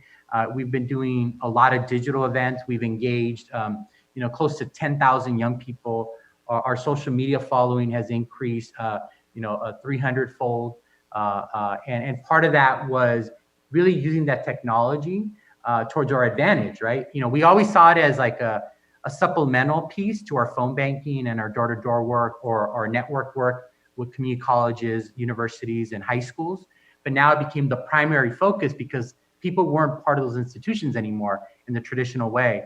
And so part of that work, both in the midst of COVID, but also as a pivot to our work, was training a lot of our organization, I mentioned the 27 on the ground, about how they could build capacity, because their primary unit of engaging young people was their community center, right? Was the school.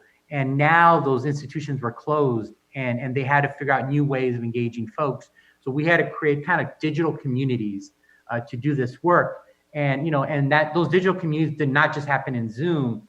They happened, on Instagram. They happened on TikTok. And so we had to create new ways of doing work. And we've been surprised. We've even been surprised in terms of how effective sometimes it's been. We just did an event the other day with Congresswoman Bass, so local council members from the Central Valley, and just about young people understanding what's on the ballot, why this election is so important. And it's not just about the presidential, people should vote for that, for example, but they need to vote down ballot, because DAs, sheriffs, propositions really determine the lives that they'll be living for not only the next 4 years, but in many ways for the next generation. And so part of that work was, we did a digital event. Normally, if we would have done an event, it would have been in one region and we would have talked to hundreds, right? But in that event, we've now seen thousands of people have actually, seen that work. And that's part of the work that we're trying to do, is that we're trying to really reach young people that normally we wouldn't engage, right? And now we're engaging young people that are actually not in core areas of where we have network partners, right? There's young people that are part of areas like Pomona, the Pomona Valley. There's people who are engaging us that are in places like Madera, right? That are part of the northern parts of California where Terry does work, right? And that invigorates us, right? Because we know that there's not enough organization doing the great work like True North or organizations that are part of our network, right? But what we want to do is we want to make sure young people find pathways to engage with us and get access to information when otherwise they wouldn't get it.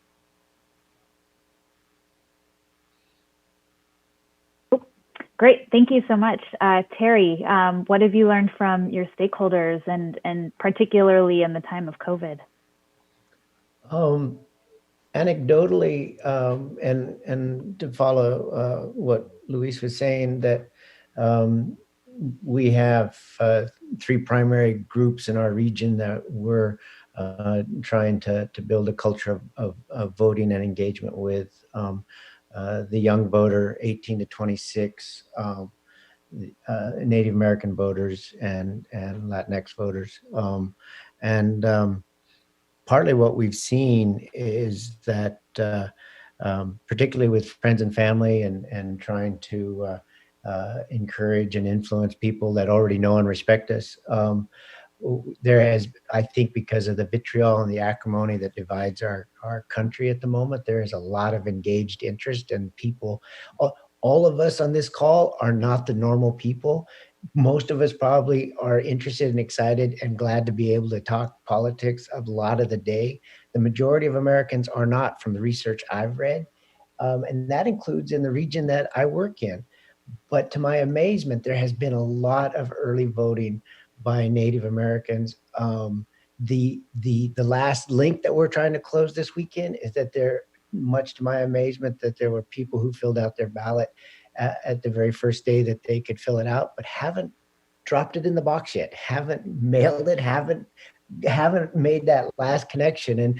And there are friends and family who in their middle ages either haven't voted ever or haven't voted for years.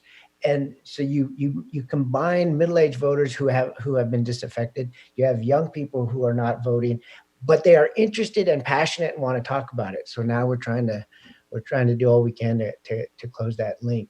And I do want to say, in a time of COVID, and it may be difficult if you live or if you already live in a city and have access to digital resources. I just dropped in the chat box a link to a story that was tweeted out by the Rural Rural Strategy Center, and on the East Coast. And when our digital services, and when AT&T can drop its digital subscriber line to 500,000 customers, if those were electric customers, we'd all hear about it. But when it's about the digital divide, we don't hear about that. It's just like, well, you choose to live out in the country, and Pastor Trina knows my people have lived in the same place.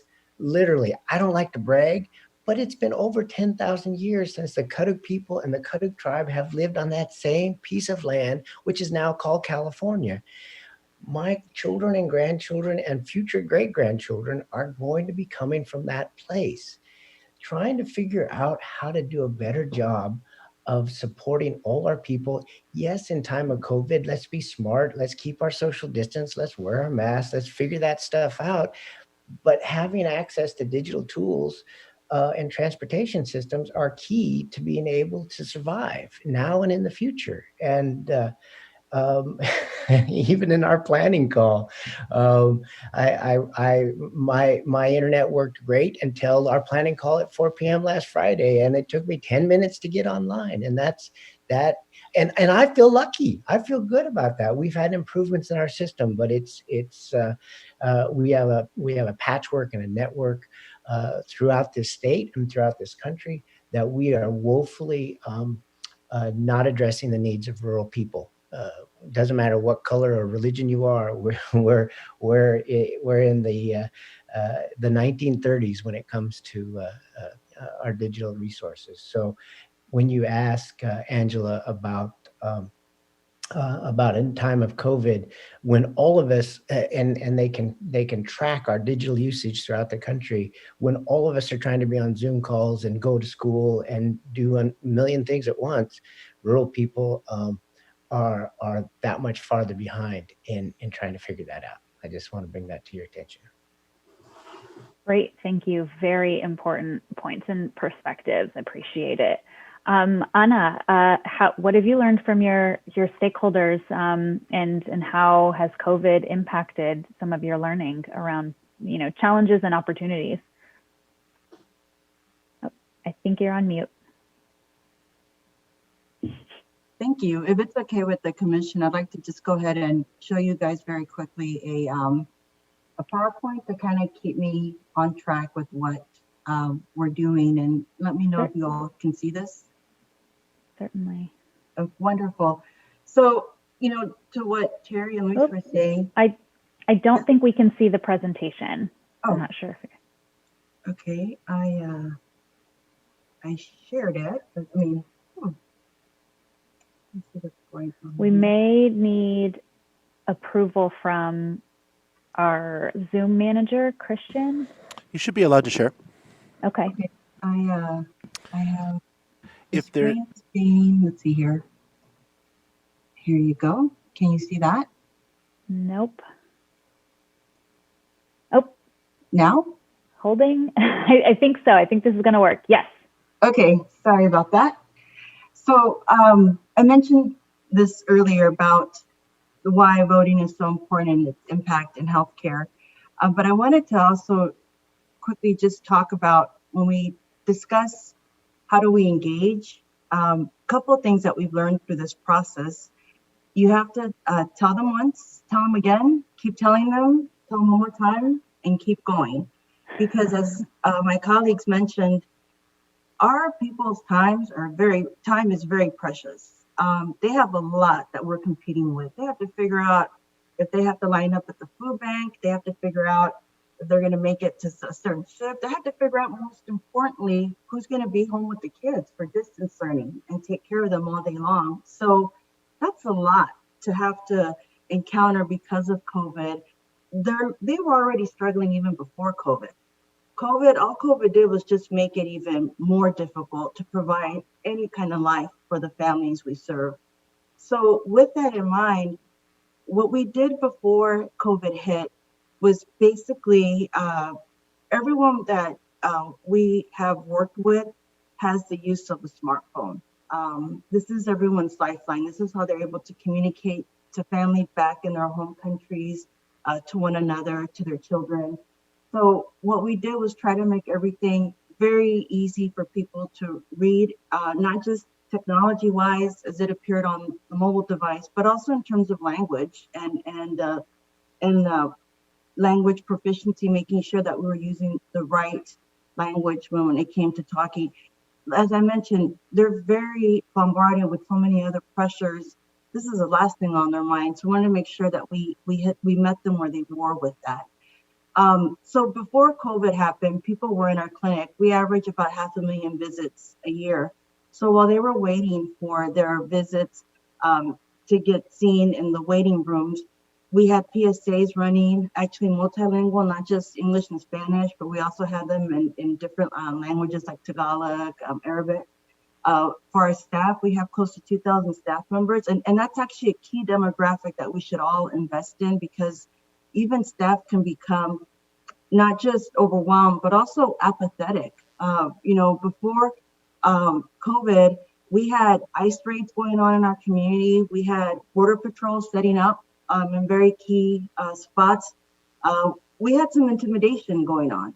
And with that comes distrust. And so what we had to do is work to let people know that this is a fair process, that this is something that they should invest and trust in, especially if they have, the right that they've earned to do so. So we had to overcome that barrier as well. And so our talking points or scripts were all centered around that, about reaffirming the trust they have with us and us being the spokesperson really for democracy at this point. We also had posters in our exam rooms. We had countertop signs as people checked in. We had these really cool buttons made that our providers wore on their white coats that initiated a conversation about voting. And then in our after patient visit notes, we would remind people of key dates, because that's the other thing. I forget key dates, which is why I rely so much on my calendar, because there's so much going on. So that was like the level 2 of engagement. The level 3 is where we are now, especially because of COVID. And that's the phone banking, the text campaign. But throughout this entire process, level 1, level 2, level 3, the most effective way that we were able to connect with our community members was door-to-door canvassing. And I actually trained our canvassers on our infection control policy. So you can still engage with people through a pandemic. You just have to stay 6 feet apart, wear your mask, constantly sanitize. And so we were able to continue that level. And what we found were people are at home, because I mentioned kids are at home. So this is what a typical scene was like. You see a multi-generational household. You see, a handout that we prepared so that people, because it's a lot to cover in a 3-minute period. And people are curious. I'm telling you, people are home right now. So people are curious to know who's knocking at the door. So that was we were able to really talk to people about that. Not only that, but our doctors talk about building staff morale, but our doctors were actually out there with us too, knocking door to door and letting people know about voting safely and early by mail. We also created a t-shirt that we encouraged our staff to wear throughout our organization. And you can see our doctors here with our buttons as well. Actually, Bill Walton, NBA Hall of Famer, was at the NBA playoffs, asked if he could wear our shirt when President Obama made the pitch for voter engagement. So we made it cool to participate in the democracy, in this democratic process. And so we were also able to frame it with this My Vote, My Health button and campaign, making it easy, making people understand why, if they really want to have access to healthcare, then they have to be engaged in the process as well and understand where candidates stand on healthcare investment. But I don't want the COVID to stop any kind of engagement, in-person engagement, because especially in communities where there's distrust, where there's been just a history of intimidation, it's important that trusted messengers are out there rebuilding that trust and letting them know that you wouldn't ask them to do something if you didn't know it was going to be good for the entire community. And with that, I'll stop. Hopefully I can stop sharing my screen there and come back to you all. So it's been a lot of investment in staff time, a lot of investment in getting, also we were able to hire outside canvassers that we screened with that had worked as well, making sure that they're carrying our brand. So we want to make sure that we live up to that. As a matter of fact, they were so effective that we had 2 detectives from the police department come to our clinic and ask if we were really doing this, because they got a lot of calls from people and they didn't know if these people were casing their homes. I'm like, no, this is actually what we're doing. And they're like, oh, this is great. Can we let our people know about I'm like, please let everyone know about this. And just today we got written up in the paper about our efforts that we're doing. They labeled it as a different house call from the doctor, and it's actually doctors going out informing their members in the community that it's important that they get their voice heard. Thank you so much, Anna. So quick time check, we're at 11:50. I'm curious if, and hopeful if our presenters can give us an additional 10 minutes to go till 12:10 so we can take advantage of the full hour. Can I get a thumbs up, thumbs up, thumbs up? All right. Okay, thank you. So with that, there's one more question and then we'll have hopefully about 10 minutes for some Q&A. So we'll start with Terry.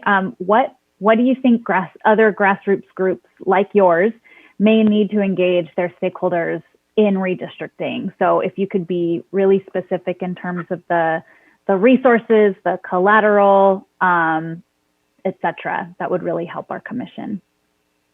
Oh, and I think Terry, there he is. Terry, did you hear the question or would you like me to repeat it?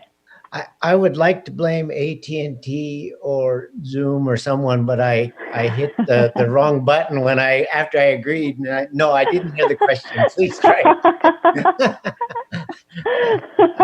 We'll let AT&T take the hit for this one.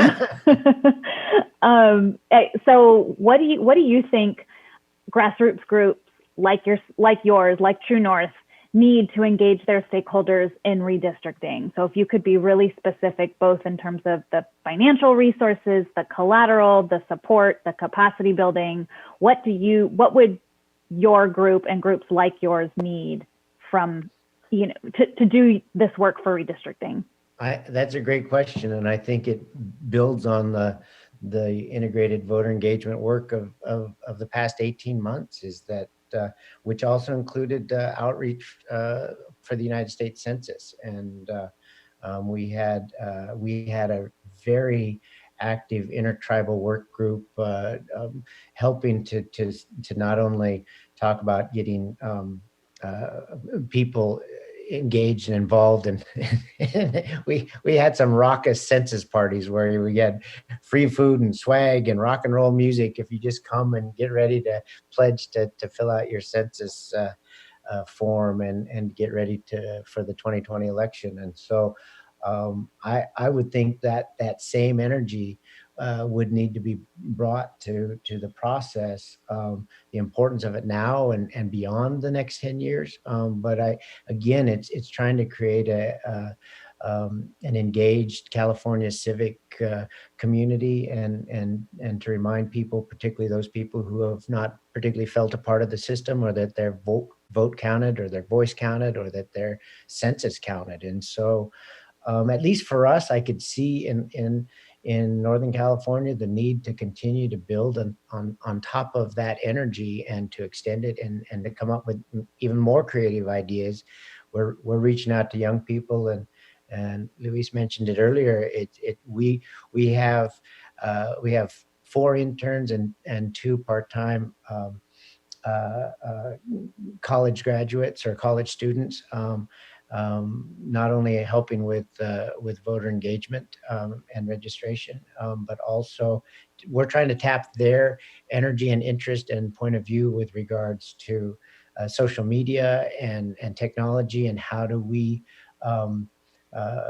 reach into hard to reach communities with the technology and with the limitations that we have. So if all of us think that redistricting now and beyond the next 10 years is important, that's an investment in our civic life that seems to make sense.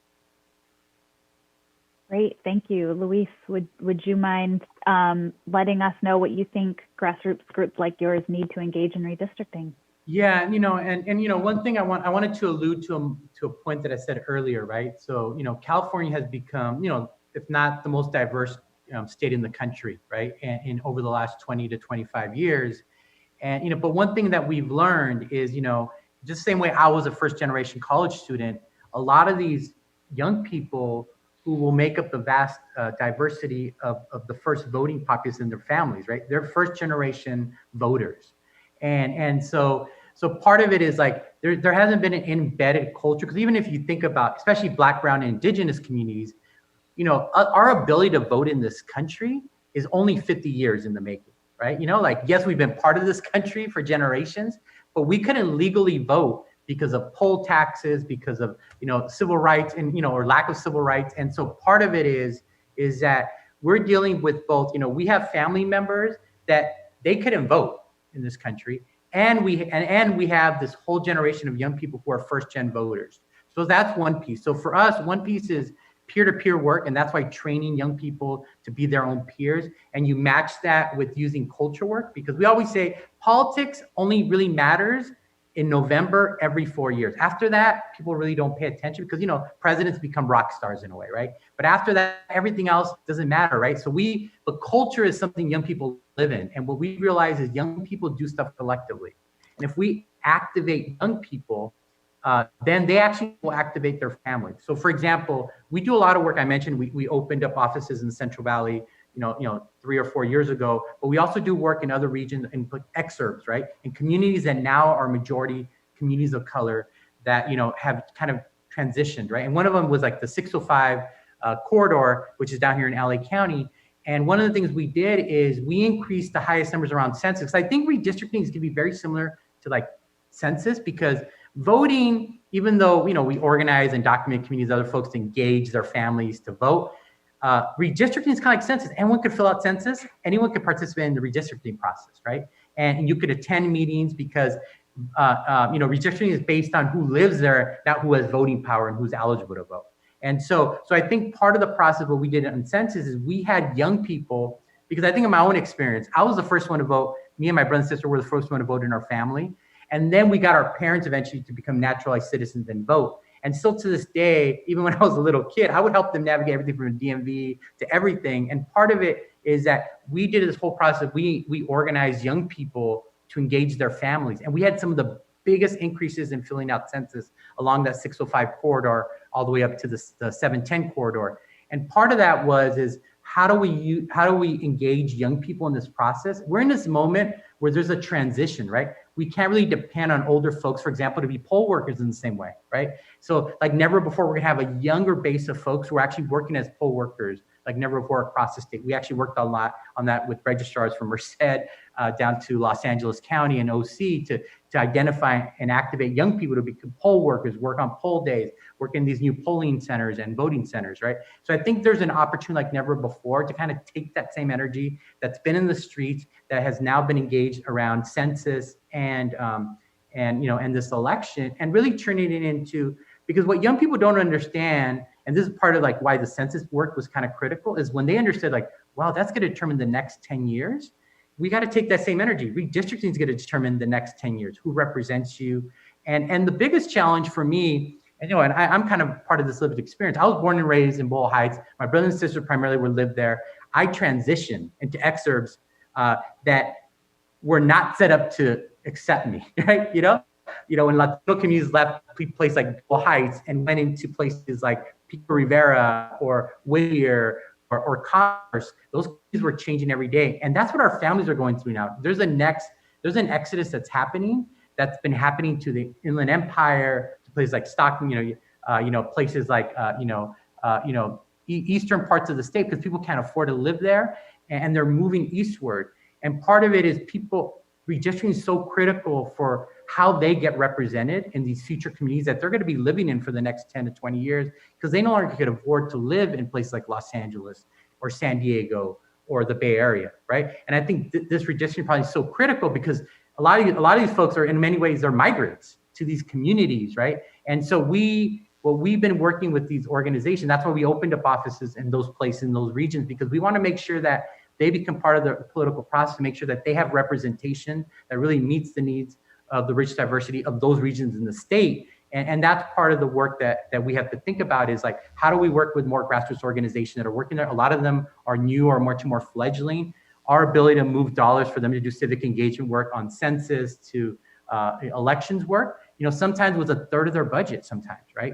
And so we have to think about an equity-based formula, right? If it's working with, Black-led organizations or organizations that work with indigenous communities, new immigrant communities, be it Black refugees or Hmong. And we have to think about how we could work and make sure that we work equitably these dollars and look at where are the hot spots where we feel we're going to less engage people and create the avenues to work with those smaller grassroots organizations or networks that have emerged around census, and keep that energy going long term, and really build off really the energy of young people, who I really believe that they are both limited in this moment at census, but also more willing to become engaged.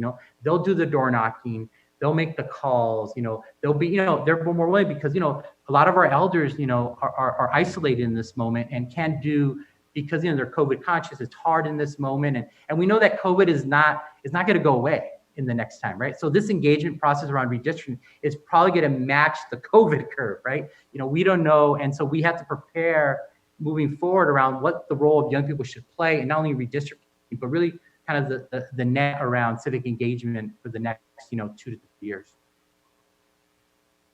Great, thank you. Anna, what do grassroots groups like yours need? I think a couple of things. I think one of the main things is time. You have to honor the process. You cannot rush into just saying, oh, redistricting, let's do it. They'll look at you like, what are you talking about?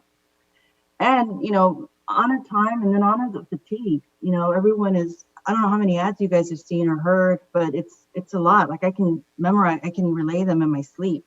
There's so much going on. So giving people a chance to kind of, have some perspective, but with that comes just time, making sure that you build an understanding.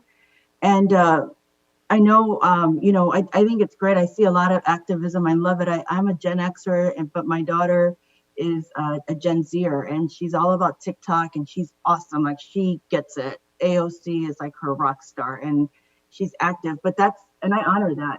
But nothing can really replace the promotora model, the model of peer-to-peer, just information sharing that we've been able to do in healthcare for the longest time. It's very effective. And that's not necessarily any one of us going on into someone's house. It's actually, because they'll look at us like, what, you don't know me, what do you have? Why should I trust you?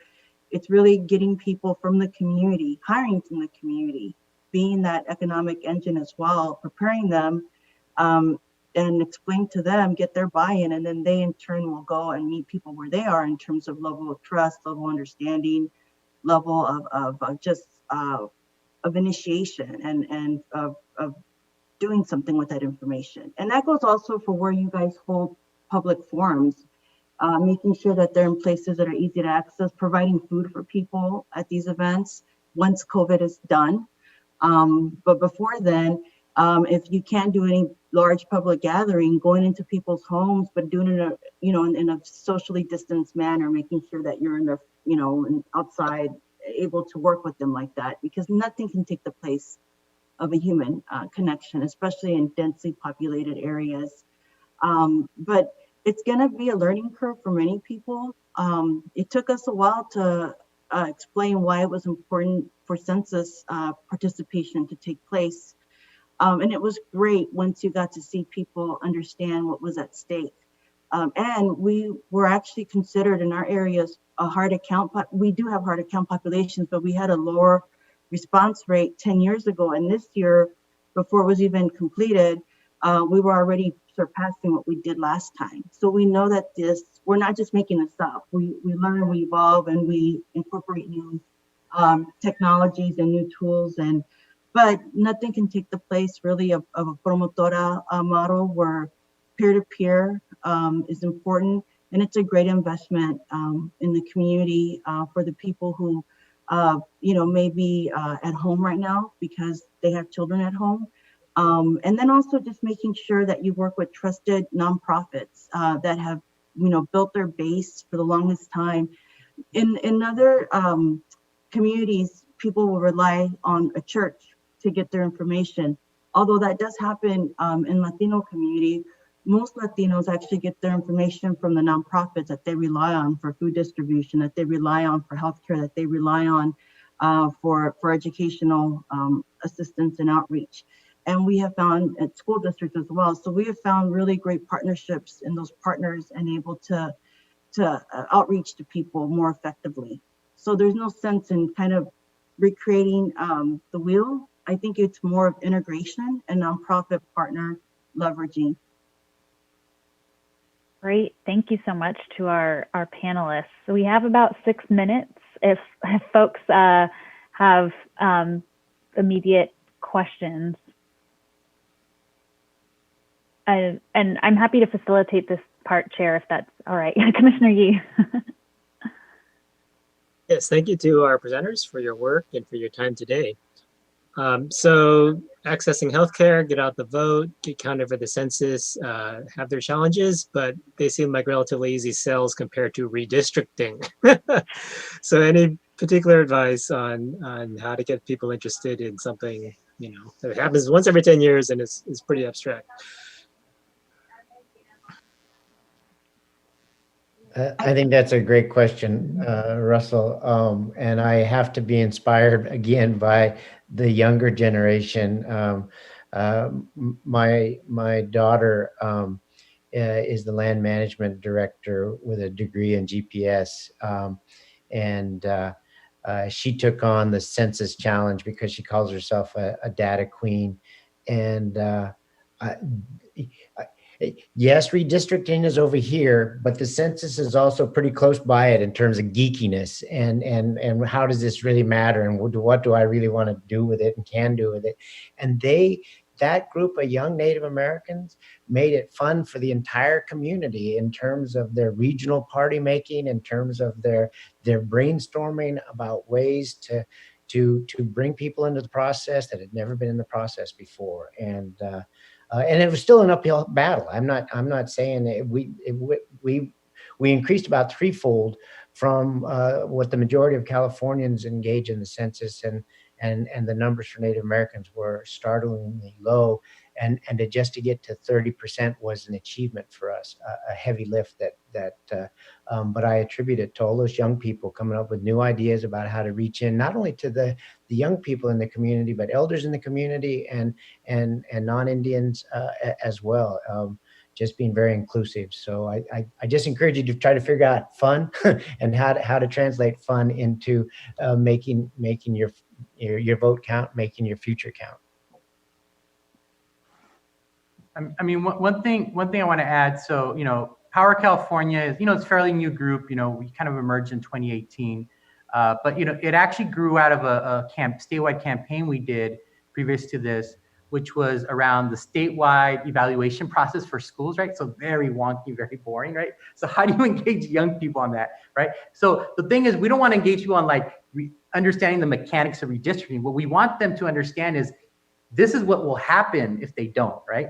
And so they understand. So what the evaluation process for the school is this is going to determine how schools will get evaluated, how resources will kind of get, sent out, who will be representation. And so part of it is, and then the State Board of Ed started this process. They said they had never seen this many young people from throughout the state engaged in a process, right? But they understood that this was going to determine everything from really dismantling the school to prison pipeline and how young people were being criminalized in school to having high expectations that were college going rates, right? And every school should have that, right? And that just changed their thing. I want to go to a school that I want to go to college. So I think part of this idea of redistricting is about really them understanding what the outcome is, right?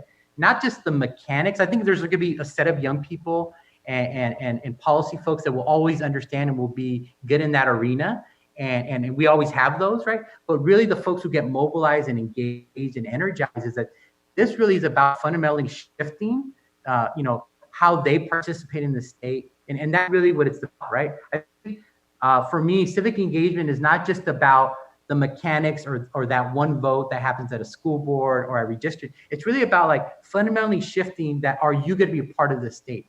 And do young people feel fundamentally that their issues and their needs are being centered in this process, right?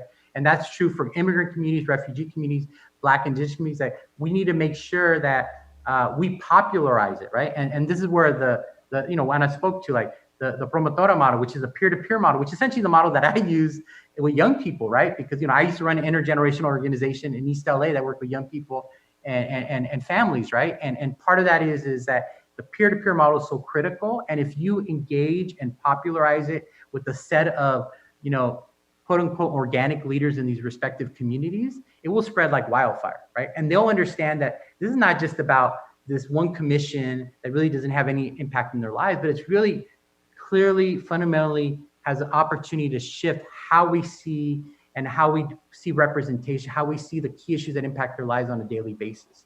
And that's really where the work of peer-to-peer models, where communities need to be engaged, because the outcomes is really where when you engage and energize people, not just in the mechanics of the process. Great, thank you so much. It's just about 12:10. Do we have any final questions from the commissioners? All righty. Well, panelists, thank you so much for your time. And a lot of important, I think, points were made and learning happened. So we really appreciate this perspective from you and your community. So thank you. Thank you very much. Thank you. Thank you again for volunteering for this. Thank you. Before the panelists leave, can I ask if you have perhaps maybe a few extra minutes? I think what I'd like to do is to take public comment, if we can, in case there is any comments or perhaps questions that would be directed to the panel if you have the time. If not, it's okay. Okay. Jesse, could you read off the instructions for public comment in case anybody would like to call in? In order to maximize transparency and public participation in our process, the commissioners will be taking public comment by phone. To call in, dial the telephone number provided on the live stream feed. The telephone number is 877-853-5247. When prompted, enter the meeting ID number provided on the live stream feed. It is 985-1259-2479 for this week's meeting. When prompted to enter a participant ID, simply press pound. Once you have dialed in, you will be placed in a queue from which a moderator will begin unmuting callers to submit their comment. You will also hear an automatic message to press *9. Please do this to raise your hand, indicating you wish to comment.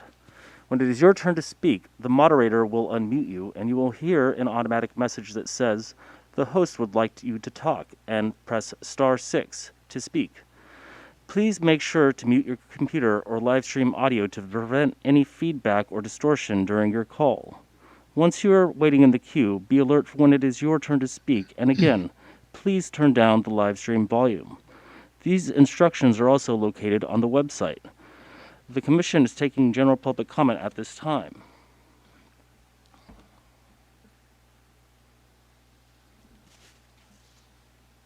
We'll wait a few seconds to let our live stream catch up. In the meantime, I'd say, Terry, we need your daughter to help us bring that energy. I agree. Good thing there's twins. There's two of them. There's twins. So. Oh, great! Double, wonderful. Hey, Commissioner Fernandez. I figured while we're waiting for public comments, I just really, for Ana, Luis, and Terry, I really wish you had more passion for what you did. And that's being sarcastic, because as soon as you're done, I'm like, I want to get a shirt and I want to get out there and do everything that you're doing. And I just want to tell you that you're very inspiring, and I applaud you and thank you for your commitment and dedication to our communities. And thank you so much for coming in today. Thank you so much. And yes, you can, yes. Reach out to Anna for some shirts is what I heard. We have a bunch of swag, y'all. Let us know. If you would like swag, let me know, and I will figure out how to get it to you all. Yes. Since I have some of your addresses already from getting you the booklets. You'll be in the same esteem as Bill Walton. And I forgot to mention the regional party, Terry. Do I get on that list, or what happens with that? Well, then you'll appreciate that when the staff was going over our election party for our region on Tuesday night, the opening 15 minutes is Terry dancing, and I was like, me dancing? I'm not doing that for 15 minutes. They said, well, you create the energy, you got to bring it, and I said, well, a lot of us can dance. We can figure that part out. Madam Chair, you missed, Terry said, the raucous party. So you get the rock and roll, dancing, music, food. Raucous watching party. Yeah, definitely sounded like it was rocky, not just necessarily raucous. Jesse, do we have anyone in queue? There are currently no callers in the queue, Chair. Okay, all right. Okay, well then, in that case, then I think we've given sufficient time. I would like to convey my thanks to Terry, Ana, and Luis for joining us and for a wonderful panel and really some great food for thought. Definitely heard the message about the peer-to-peer methodology as definitely one that is critical to ensuring greater engagement. So thank you very much for bringing your passion and really, just being able to excite us all in terms of ways in which we can also work together as well too. So thank you very much. I just want to thank all of you guys. I mean, you guys are doing the heavy lifting. I applaud you. I'm thankful for you, and Pastor Trina and Angela and Patricia. Thank you so much for reaching out to us. Thank you. Yeah, thank you for this great opportunity. Appreciate it. Thank Thank you you. for Have a having safe weekend. You too. Bye-bye. All right, everyone. Be well. Thank you. Okay.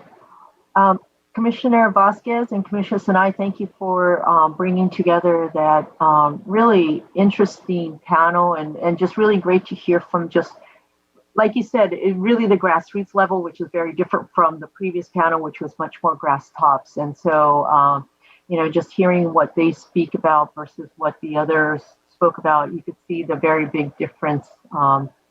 And so that was really helpful to have. I will say that we are at now officially 12:16. I think what would be best is if we took our lunch now, so that then we'll come back in an hour and we will turn this over to Commissioner Sinai to take us through the visioning, I'm sorry, Commissioner Sinai and Commissioner Vasquez to take us through the visioning exercise. And at which point then following that, we'll take public comment after lunch.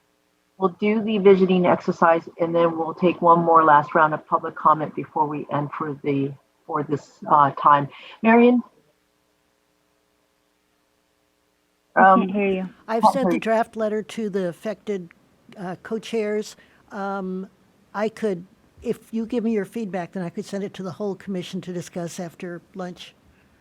Oh, okay, great. Okay, then Commissioner Vasquez and Sinai, if you are okay with that, what we'll do is after lunch, we'll take public comments, then we'll discuss the letter. Thank you, Marion, for doing that so quickly.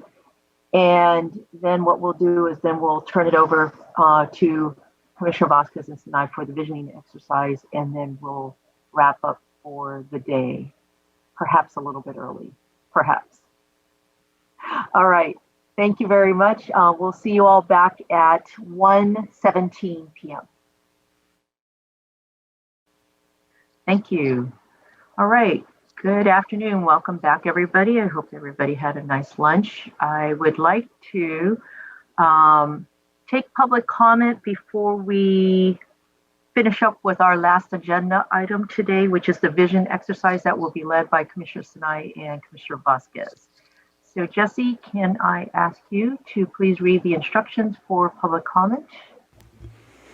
In order to maximize transparency and public participation in our process, the commissioners will be taking public comment by phone. To call in, dial the telephone number provided on the live stream feed. The telephone number is 877-853-5247. When prompted, enter the meeting ID number provided on the live stream feed. It is 985-1259-2479 for this week's meeting. When prompted to enter a participant ID, simply press pound. Once you have dialed in, you will be placed in a queue from which a moderator will begin unmuting callers to submit their comment. You will also hear an automatic message to press *9. Please do this to raise your hand, indicating you wish to comment. When it is your turn to speak, the moderator will unmute you and you will hear an automatic message that says, "The host would like you to talk," and to press *6 to speak. Please make sure to mute your computer or live stream audio to prevent any feedback or distortion during your call. Once you are waiting in the queue, be alert for when it is your turn to speak, and again, please turn down the live stream volume. These instructions are also located on the website. The Commission is taking public comment at this time.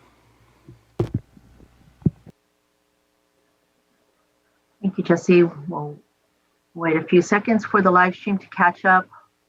Let's see if we have any callers. Commissioner Sinai. Just a reminder that Marion did submit a letter for all of us to look at, and we were going to. Oh, that's right. Okay, so what we can take care of that first, then before we go to the visioning exercise. So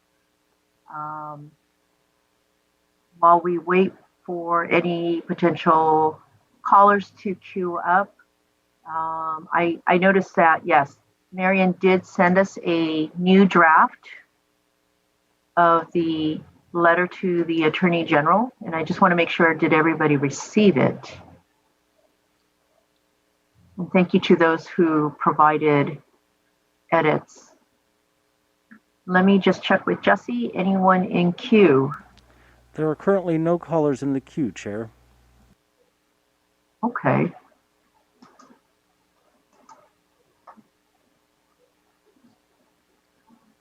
Okay. All right, seeing that we have no one in queue right now, let's go ahead and let's move on to come back to the draft AG letter that came up as a result of agenda item number 15, which was the council update. And that that was this is the continuation of that particular agenda item. Marion, can you tell us anything that you want us to know? I believe we need to approve the letter. Okay. Do we need a formal motion for that letter? No. I Okay. just got another edit by Commissioner Toledo, or Commissioner, yes, Toledo. Okay. But it reorganizes the second paragraph. So why don't you look at the one as it's written and then decide if it needs to be he reorganized it.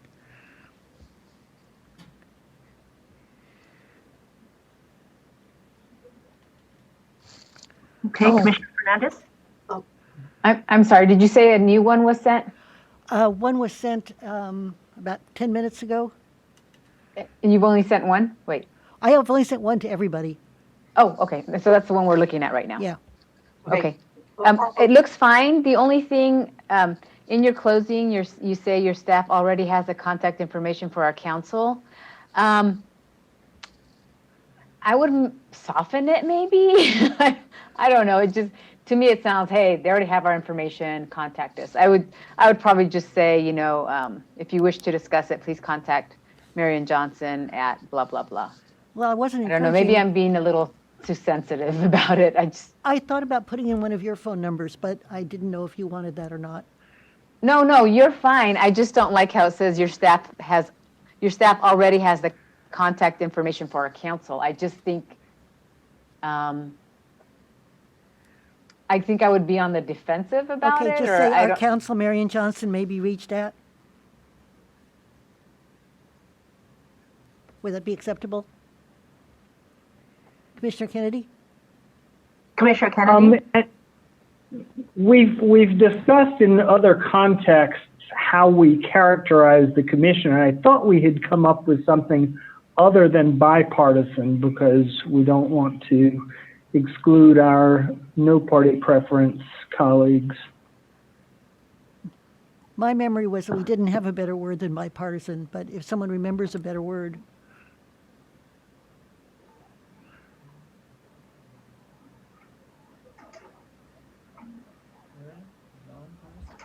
Is Commissioner Ahmad?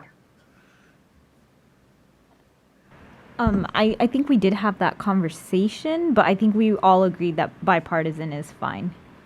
Instead of like tri or quad partisan or whatever variation there could be. Okay, Commissioner Anderson? On that same note, we did the bipartisan on the national ones because those national letters, because basically they wouldn't understand. But this is a California, so we could just do multi-partisan. Commissioner Turner? I was just going to say the office will be calling me back in a few minutes. When they do, I'll probably drop off. The Sarah's office. And Commissioner Vasquez did have her hand up also. Okay, thank you. Commissioner Vasquez, your background is as beautiful as it is. Sometimes it's hard to see your hand. Doesn't matter the background. I'm always apparently armless and just a head. Commissioner Ahmed made my point. Okay. Okay. Consensus, just quickly, good to go? Ms. Vasquez, you need this because you can spot it. I was actually going to ask if it was legal and possible for Christian to enable the reactions. I think I know there's a hand raise function in the chat, which could be helpful for the facilitator if they always have it open, but just there's got to be a way for like one of the emojis to do like the hand raise because those seem more prominent. I thought we used to have it. I was certain that in previous times we've had it available to us, the reactions button. We can look into that, Chair. It may not be available in the webinar right now, but we can look into enabling that for the future. Okay. Yes, that would be helpful. Marion, do you actually need us to vote on anything? I mean, if there's no other changes to it, it's good to go. Commissioner Taylor? Yeah, I'm good with it, and I'm always hesitant to change something just because I see it slightly different, and it has the same meaning. But Marion, in paragraph 2, I guess it's 1, 2, 3, 4, 5, 6, 7. Line 7 in paragraph 2, you have will be greatly disadvantaged in its ability to carry out its redistricting duties. You think possibly we can put as prescribed by law, because we want to conform to the legal standard that we've been given. We're not going willy-nilly. We want to do our duties as prescribed by law. I will add that in.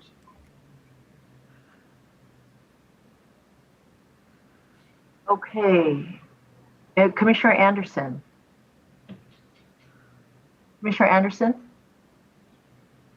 You're on mute. Thank you. Okay, Yeah, there thank you you. go.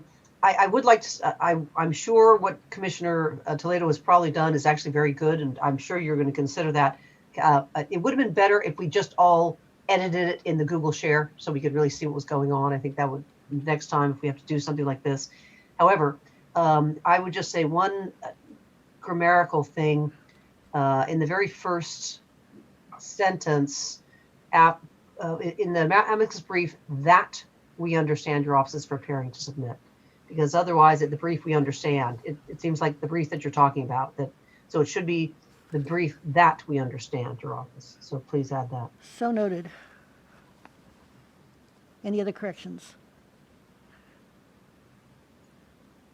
Do we need to see one more final draft after these edits? I can. Is everyone okay with it for Mary? Okay, I'm seeing just, all right, maybe just by a raise of thumbs. Okay, I think anybody not in agreement with her moving forward as is, please indicate now. Okay, Marion, I think you're good to go. Thank you. Thank you. Thanks for drafting it so quickly. Commissioner Fornaciari? There was a question about signature.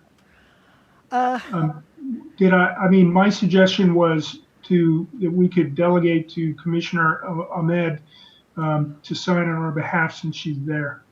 But I don't know what everyone else thinks, or if she's willing to do that. Would you like to? I'm fine doing that. Is that all right with everybody? Yes. Since she's Since first she on the is list physically anyway. there and can do so, that would be fine. Yes. Thank you, Commissioner, for doing that on our behalf. Okay. All right. Then I think we are concluded with that particular agenda item. I am going to call on Commissioner Sinai and Vasquez to now start us on our new journey of visioning. And just for their sake, I think they asked us to sign up on Miro, and hopefully everybody was able to complete that. And Commissioner Vasquez or Sinai, which one? Commissioner Sinai, you're going to be facilitating. So, okay, you're going to take over. Okay, thank you. All right. So it is actually Miro, like the sculptor artist. It's taken after him, and if you've seen kind of his artwork, it's always just, it'll look like what ours is going to look like. But before we even get into the tool, I wanted to take a step back and, we had promised, Commissioner Vasquez and I had promised that we would really look at what are our goals, thinking about outreach so that we know if we're doing well or not, as much as a lot of times we don't want to set goals because we feel like we're doing great, but it is good to be able to know where we're heading.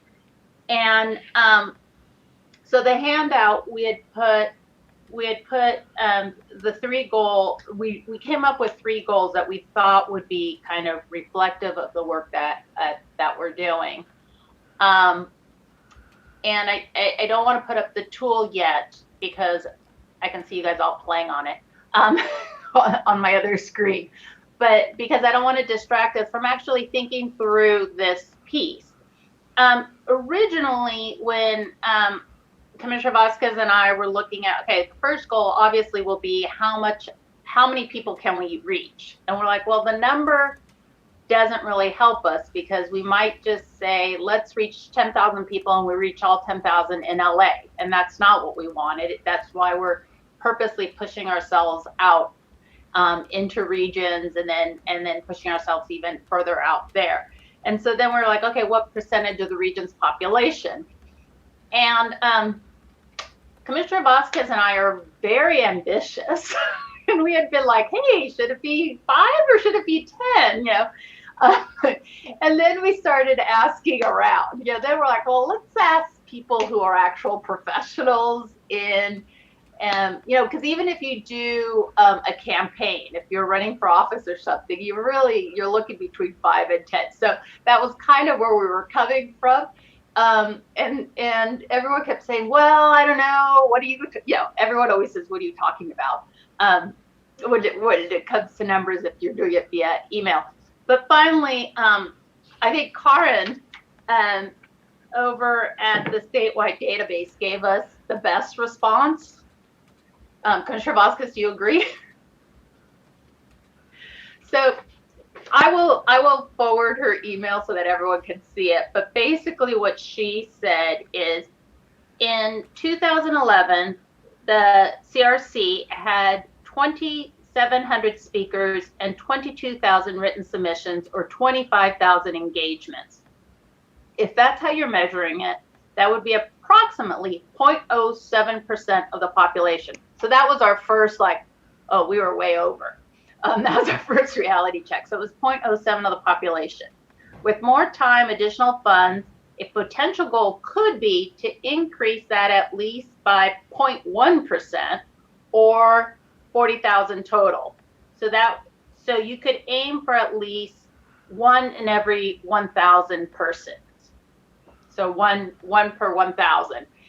The reason we want a percentage, again, or 1 per 1,000, or is every region is different and has different populations, and we're not going to use that number necessarily for everything, but we do need to be able to measure.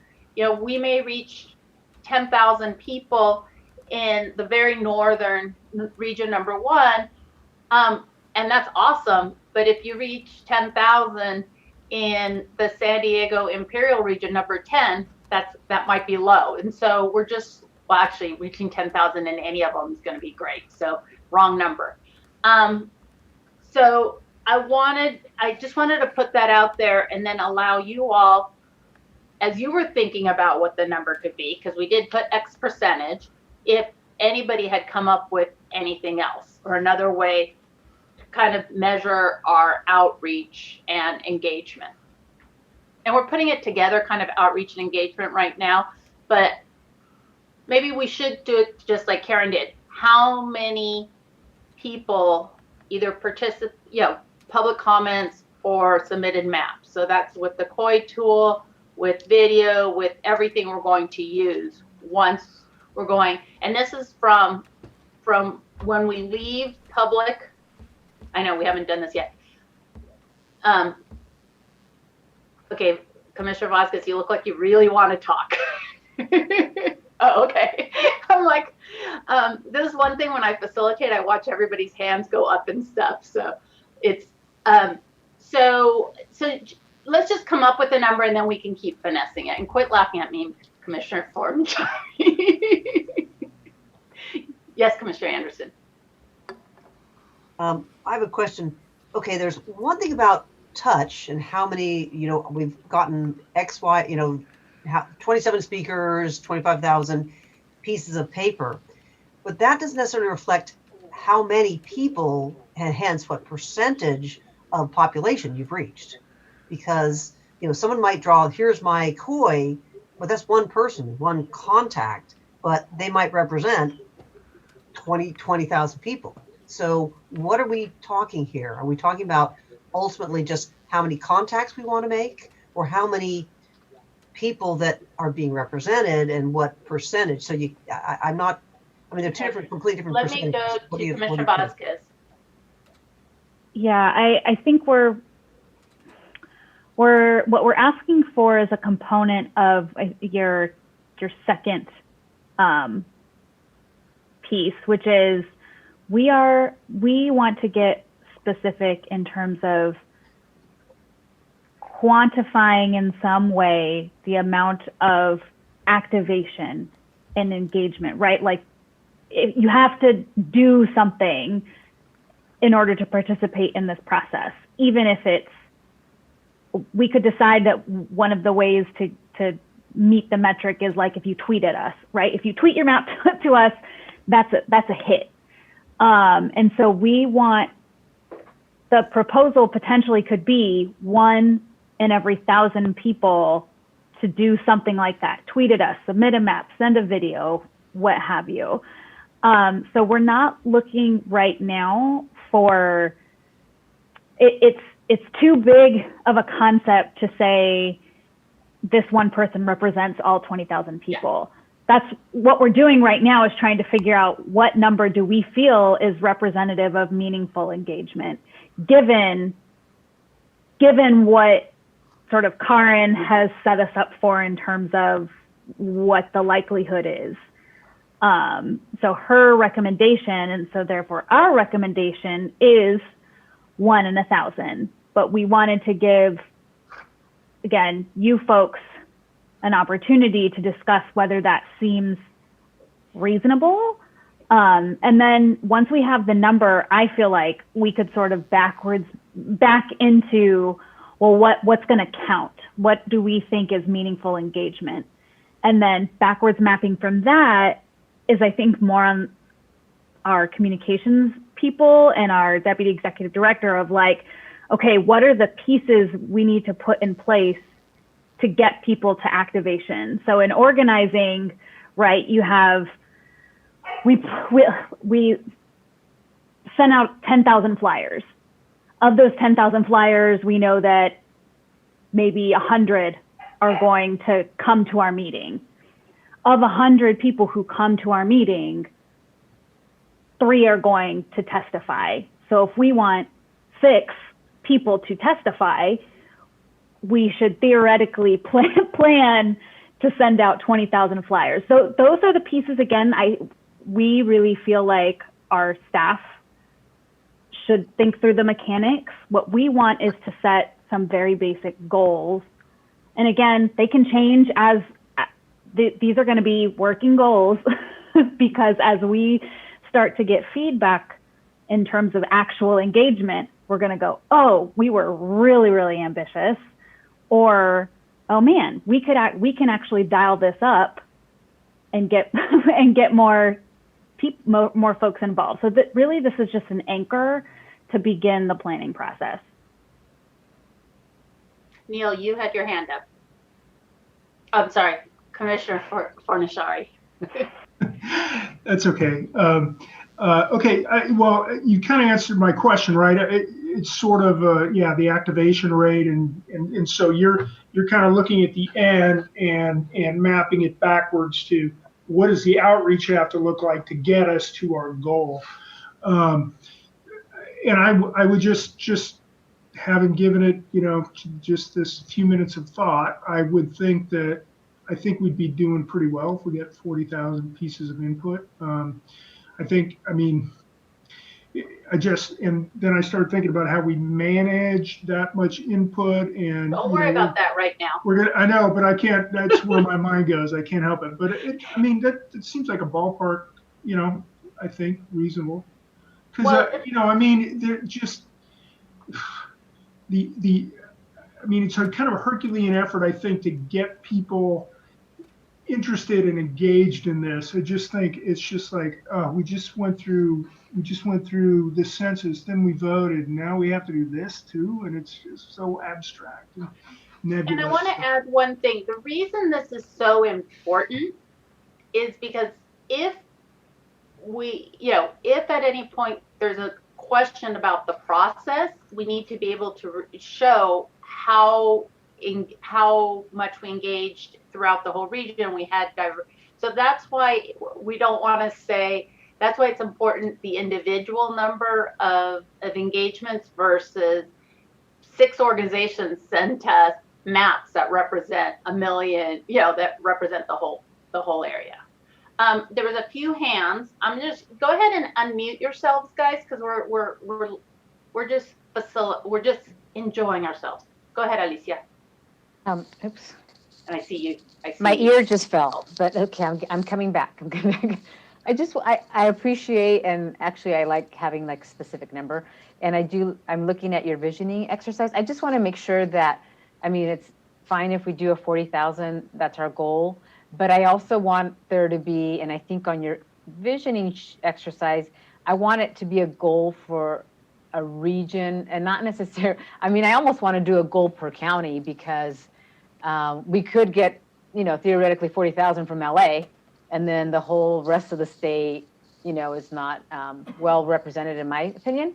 Mm-hmm. So I almost like it. I know we split them up by regions, but I actually kind of want to do by county, which I know would be more challenging, but I just want to make sure that once we get to that limit, we don't stop. I mean, we truly want to try to get representation from all parts of California. I like that. Yes, Russell, I'm looking at you like you can look at me. I look at it 2 ways. One way is from the commission's point of view. We've committed ourselves to improving outreach this time around. And so anything that represents progress from last time the 27,000 were considered, but we've been told, there was not one way to systematically analyze the data. And so even to get to that would be progress. Nevertheless, any number north of 27,000, would make sense to me. And just to clarify, it's 25,000. I might have 25,000, yeah.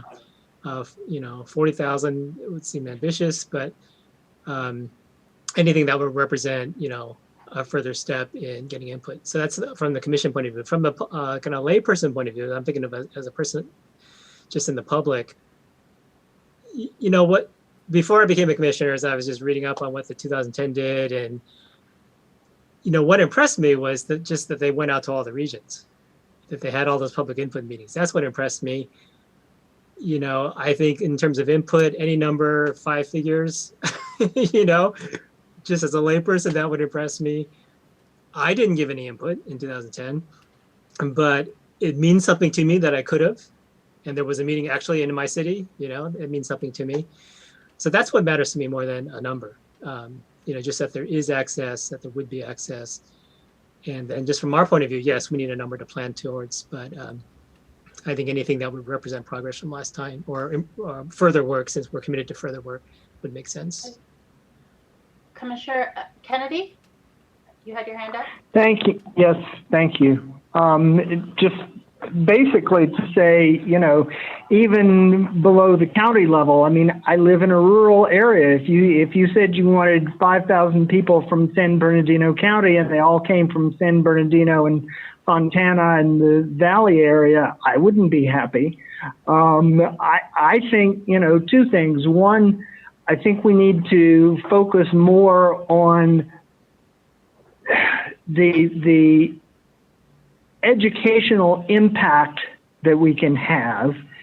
People are going to react however they react. We don't have a whole lot of control over that part. I think we have more control over how much educational impact, how many people we actually reach with our messages. And, I don't know whether any of the academic community would be willing to do an impact survey for us, but there are certainly ways that an impact survey could be designed to measure, A, how many people are our messages reaching via radio, via community newspapers, via community groups, etc., and B, how much has the average Californian's understanding of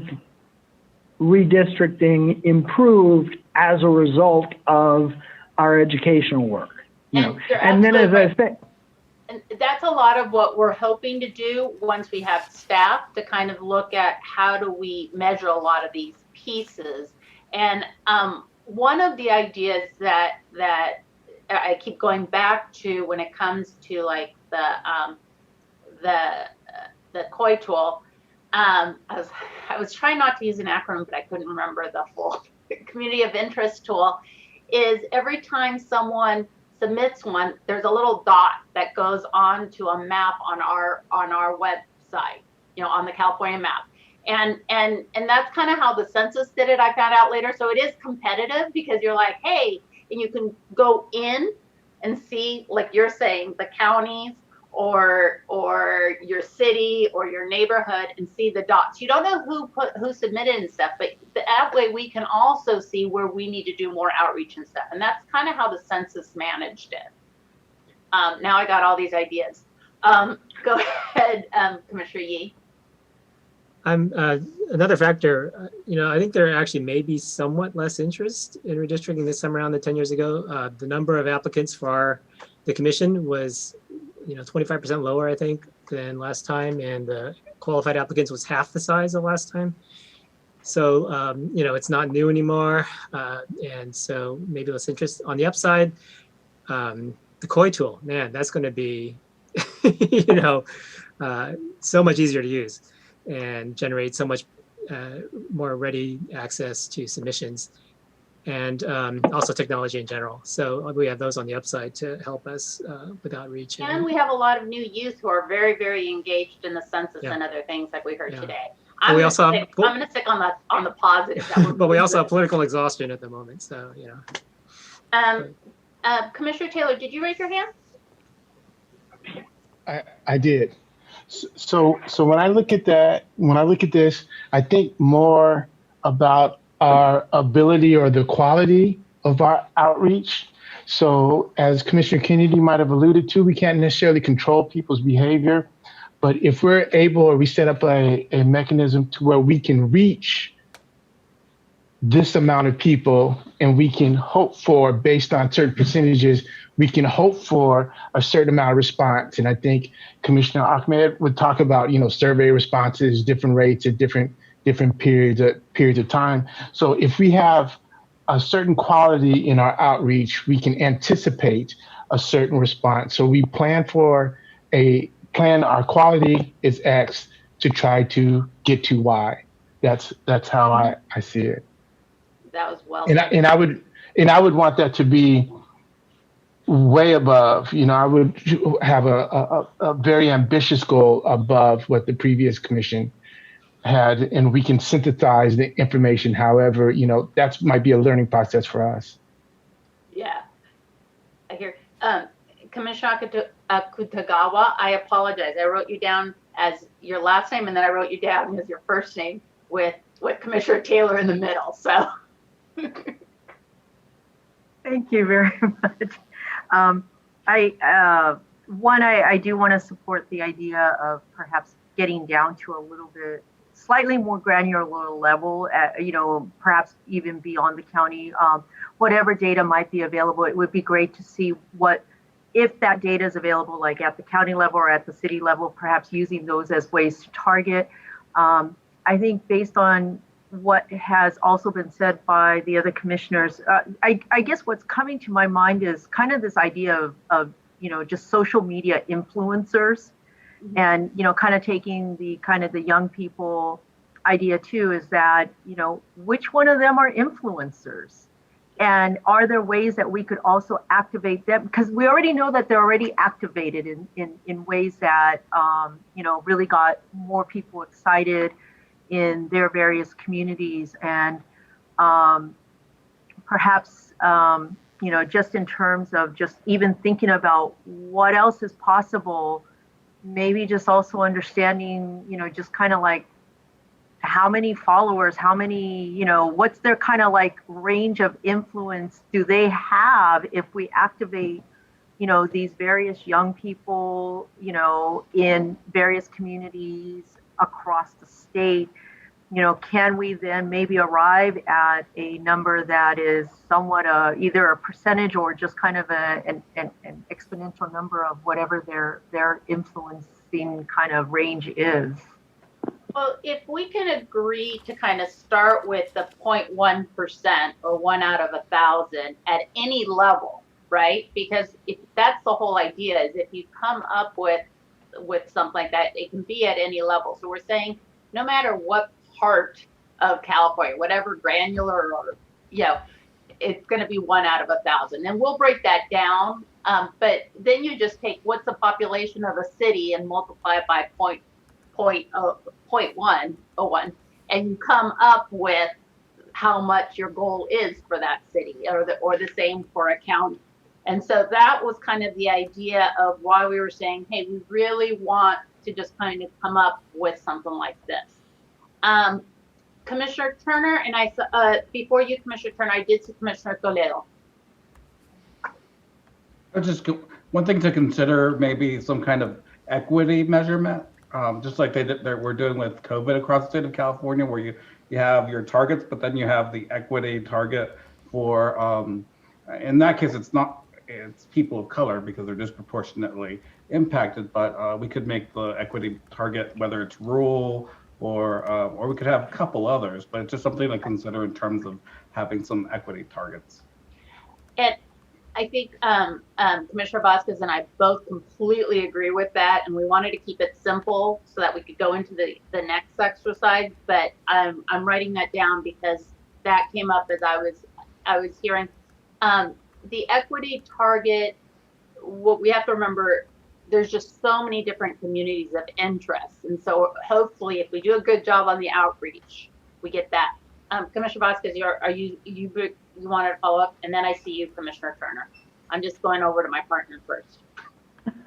Well, mostly because I wanted to respond to some of what I'm hearing. I mean, part of what we're doing right now in advance of getting to the actual tool is really, can I see a show of hands, how many have at least viewed a logic model or sort of an outcomes, program logic model? Your inputs, your processes, and then your final goal. All right, so it's a really basic sort of process mapping of where you begin and the inputs, the resources, the things, the activities, what you're going to do, and then what you hope to achieve at the end. And really what this process for the visioning is we're starting at the end. And so I hope I'm not getting out in front of you, Commissioner Sinai, but really we have we are proposing 3 minimum final outcomes for community outreach and engagement. So we can add more, and we can certainly finesse them as we actually start to get into the work. But really, the first one is what we're talking about now, sort of like minimum engagement. Like if we hit this, we can say we have been successful. If we surpass it, we are super successful. So this is this proposed 1 in 1,000 people at whatever level, pick a level.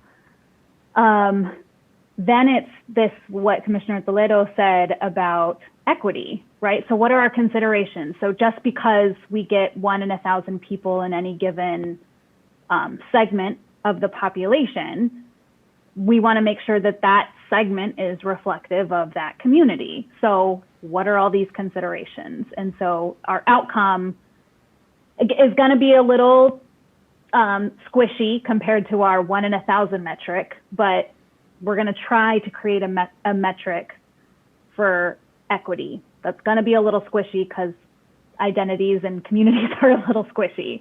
And then the third outcome, Commissioner, so now you're going to have to help me because I'm not actually looking at it. We had a third category. It's the opportunity to engage is accessible. Yeah, which is also about equity, but we've used the word accessible since we keep using it. Right. So we want an accessibility metric again, as a check on our process to make sure that the process of engagement has afforded the opportunity to all of our communities of interest. So those for us are the starting point of like the bare minimum. Like we cannot call ourselves successful at community engagement and outreach if our outreach wasn't accessible, if it wasn't representative, And if we didn't hit a minimum number of people in a given region, city, zip code, census block, right? Like, so that is these are the 3 pillars, and we can build out, we can backwards map into sort of the granularity. That's, again, we see that as the job of staff to do that. But we feel like for us as a commission to figure out a minimum of 3 pillars of success is what we'd like to do today.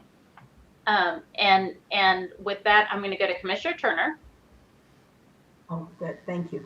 Because I was thinking, I said, if they talk too much longer, I'm going to forget what my point was. I was trying to. You need stickies and write them down on stickies. I do. But I think what I wanted to say tied back to the 1 in 1,000 and even to Commissioner Toledo's point about equity. There are tools that are already available, and I know you know a lot of us know this, but I was thinking specifically of a report that Irvine commissioned. I want to say 2016, 2018. I tried to look it up, and basically it talked about the level of civic engagement by area. And what it said at the time, I was so excited about it because it said what I already knew for the Central Valley. If there were 10 opportunities for civic engagement, they engaged at a level of about a 1, right? So to me, having this information or even pulling that report out again and looking at it would direct how we should be thinking about engagement, because if we treat it, I'm going to just use the words vanilla across the board, you know, the 1 in 1,000 all the way. We know already that there are certain areas that will not touch, that they will not engage at that level with all the engagement that already happens in the area. So I think to start with something like that in mind about where the challenge areas are, rural areas, whatever it is, would kind of inform how much extra, how much more attention that we need to put in those areas so that we can say that we went above and beyond to ensure that there was engagement where previously, and that's for regular civic engagement, beyond this whole part of redistricting, which I think still is a difficult concept for a lot of people to kind of grasp and figure out, you know, why do I need to care about that right now with everything else that's going on. So I think I like the pillars, but I also think if at the onset, we can look at work that was already done that's pointed out across the board where the challenges are, that also may inform us. That sounds great. If everyone's okay, I'm going to share my screen now so I can kind of move us over to the tool. When I share my screen, the public's going to be able to see it as well. I'm going to ask the public and my colleagues to be patient with me if I mess up, because this is my first time actually doing this with a lot of people, especially doing it online. Thank you, Angela, for letting me know that you guys can see me. I'm setting it up so I can see all of you at the same time I can see the other tool. So just to explain, I've been watching you guys all run around on the tool, and that's been kind of fun. For the public, you'll see there are different little things moving around. The green one is Commissioner Kennedy. You've got Commissioner Taylor in the light blue, Commissioner Fornashari in the purple. Commissioner Toledo keeps hiding from me, but he's pink. And then I think that's Commissioner, oh, that was Commissioner Ahmed. I was like, there's one that's moving really quickly. And I can see Commissioner Bach. So there's 7 of us on there. If those of you who aren't on there, I know that we're not all here, but you can also holler to us at any point or to let us know that you want a sticky note. If you go over to the far left, you'll see this little square right here, and that's where your sticky notes will be. If you could use a color that's close to the color that they put on you, then the public will be able to follow, like, oh, that's a yellow one, that must be Commissioner Vasquez. So if you can try to use the same, you guys are all seeing the same colors, right, that I am? I don't think you can see what your color is. You're just a cursor. I see. Well, if you go up here to the very top, you kind of do, that's interesting. So yeah, because I've got all your color. Okay. Perhaps Go for it. we could ask folks to just put their initials. Yeah, put your initials at the very bottom. Go ahead, Commissioner Akutagawa. I don't know if I mean, and maybe it's just me, but I seem to be maybe in a different CRC board area, because the one that I see only has 4 members, and that's Commissioner Fernandez, Taylor, and Yee, and it shows that Commissioner Yee is the team admin. That's so funny. Yeah, because you guys aren't on this one. So. Yeah, I just logged in based on the link that I got, so I'm not sure what happened. And if there's 2 CRC ones going on? There shouldn't be 2. That's because I don't see you on here at all, so that I don't know if this is part of the Wait, who do you have? I have Taylor. I have Commissioner Taylor, Yee, and Fernandez on the one that I'm looking at that are the members of the account or the CRC team that I'm logged into. Okay, Commissioner Taylor is here. Commissioner Taylor, do you see her? Okay, Zoom. So let me start. I'm going to start something and see if you can meet me where I'm at.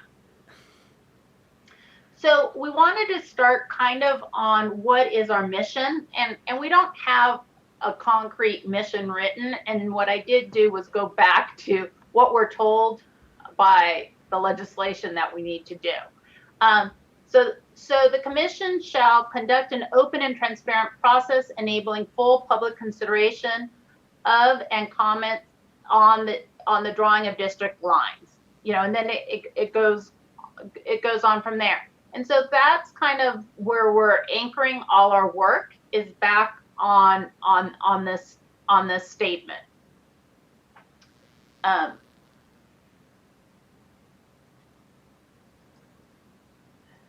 Okay, don't get dizzy. All right. So we just went over goal number 1, and we've changed it already, which is awesome. Yay. We're halfway. We're close to being done. This is, some of you have already started playing around. Here on goal number 2, and Commissioner Akutagawa, are you seeing it or not? Yeah, I'm seeing it now. I just went back to the link. Commissioner Fernandez, you're seeing it too? Okay. Yes, you had to log out and then go back in with the new email that you sent us, and then we can meet directly there. Okay. So we had to log out and log back in. Gotcha. All right. So here is where we get to start playing. We said, as Commissioner Vasquez was saying, our second goal we set up was engagement in each region represents the region. And we're like, okay, well, what does it mean to represent the region? What types of criteria are we going to use for representation? And we can go all, we could create a list of 20 different identity politics and age and all sorts of different things. But we wanted you all to start thinking this, so that we did have a criteria that we're saying when we're looking for representation, when we're looking at equity, what is it? What are we meaning? And what we're not going to come to a consensus today, but the goal here is for you all just to start putting sticky pads there with words that mean something to you, but that kind of answers this question. When we're considering representation, what should we be considering? So go ahead and start putting, good job, Neil. Good job, Trina. Trina, what do you mean by equity? Can you put a little bit more? Equity by race, equity means the whole kit and caboodle. I get it, but Commissioner Kennedy, if you want me to put anything, let me know. Oh, but you're on there. That's right.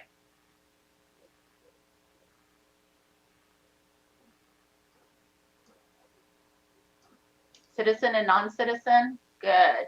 Language equity, region, literacy, urban, suburban, rural, good. Who, oh, Angela, is that you? Okay, thank you, Angela. Neil, don't forget to put your initials on it.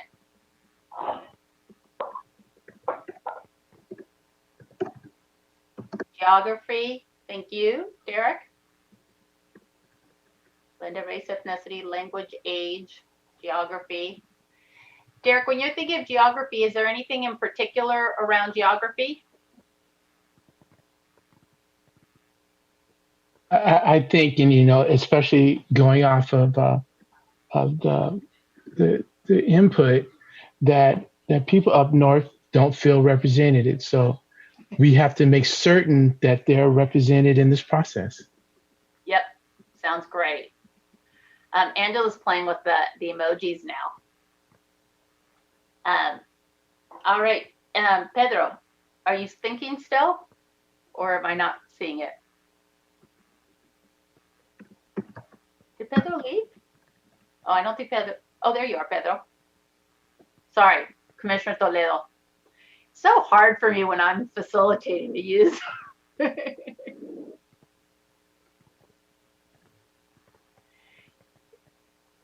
There is a voting way to do it too. Okay, so you all feeling good on this one? Oh, Jane, we haven't seen from you. Is yours down there? I see you moving. But by the time I go to, do this stuff and type stuff in, I could have told it to you. So this is true. Yeah. You guys are doing a great job. No, go ahead. You want to tell it to us and we'll put it on for you? I'm trying to read what is there, so I'm going between like 3 different screens. So I want the zoom here or back to that one, blow it up. Commissioner Jane, I Sinai, see you have a sticky down here with your name on it. Oh yes, I did figure that out. Ooh. Oh, there I am. There you are. Did I pick the right color? Because I can't see what color I am. Oh, sorry guys, I didn't mean to see. I'm this whole these little things zooming in and out like that. Whoops, now it's too far. Sorry, public. My understanding is that when I do that, I'm not driving you guys crazy. All right, I'm going to move us on to goal number 3, if that's okay. So goal number 3, we kind of broke it down into 2 things. So what does it mean for it to be accessible?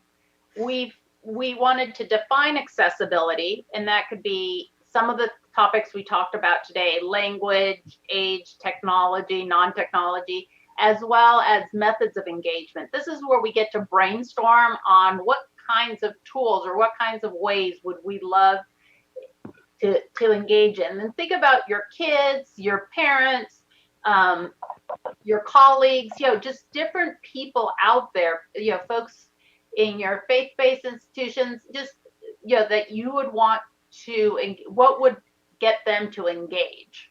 And so go ahead and just start brainstorming here. And if you still want to go, ooh, Derek, you got fancy on your lettering. You can go back to the other one. Yes, Alicia. Commissioner Fernandez.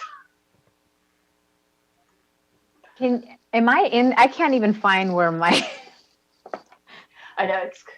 I don't know where I'm at. I see it on yours. I can't find it on my screen.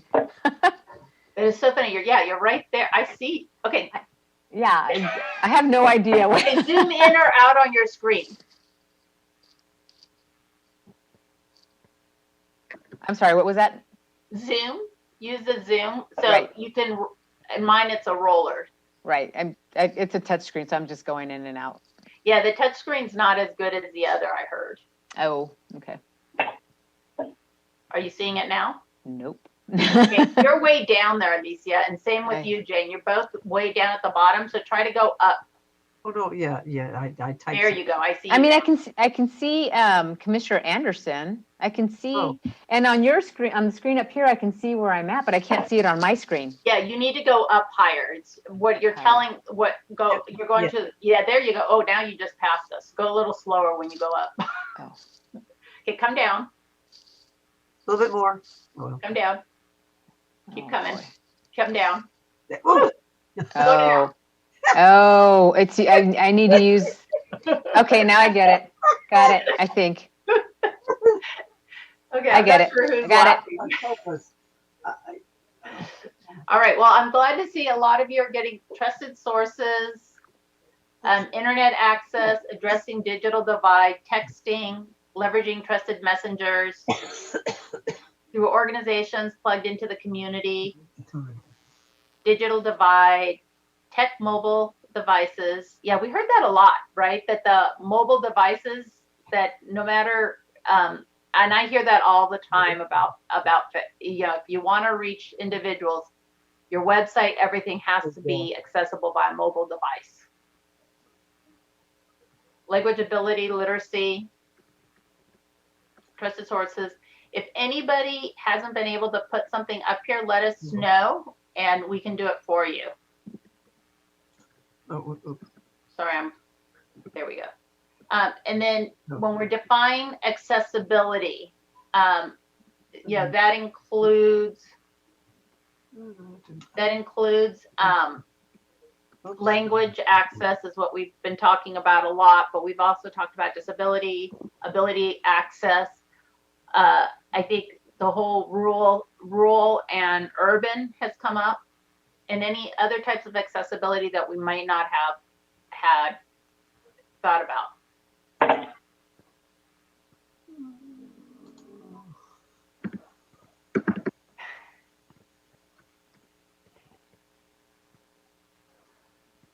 Any questions or thoughts? Anything anybody wants to say out loud?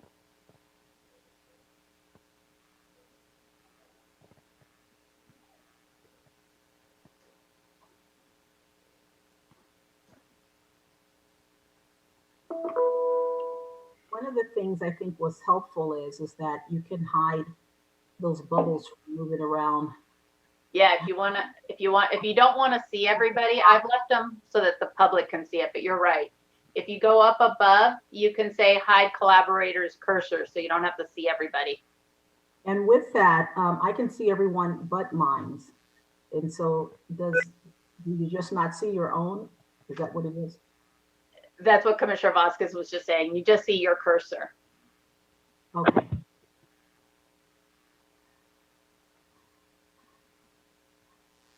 All right, let me know when you all, does anybody want to go back to the one before, or you can move it on your own as well.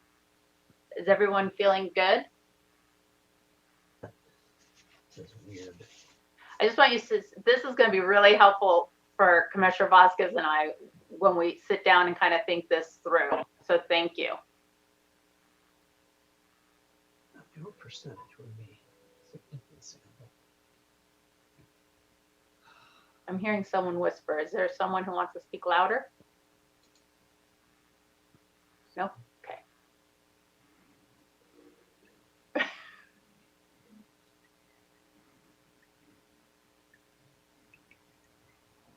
You know what is really fun is to look at people's faces as they're doing this. Well, that's what I'm watching this, and then I look over to you all, and I'm like, okay, I keep thinking we're almost done, and then I can see all of you still thinking. They're I'm not like, okay.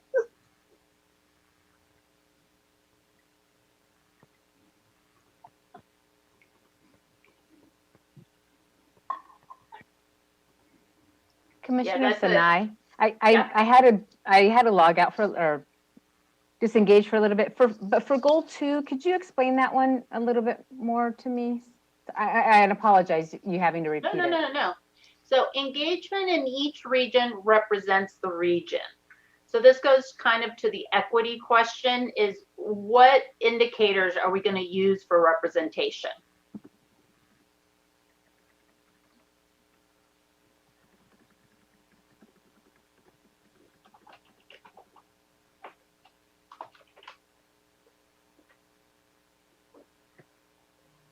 I'm just going to add one. Can I just say, I know this has felt a little clunky, but look at how much information and input we have been able to gather in just and using this tool like 10 minutes.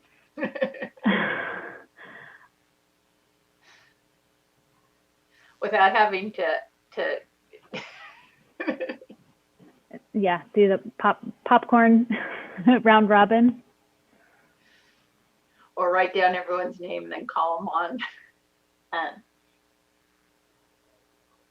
And the other thing I want to think is, if things pop up later, feel free to send an email, and we'll make sure to put it on. Believe it or not, we will be able to actually turn these into PDFs, so we have them, and then we'll actually write them down in a way that's doable, but we will have them on PDF and post them so that you all can go back to them and see them.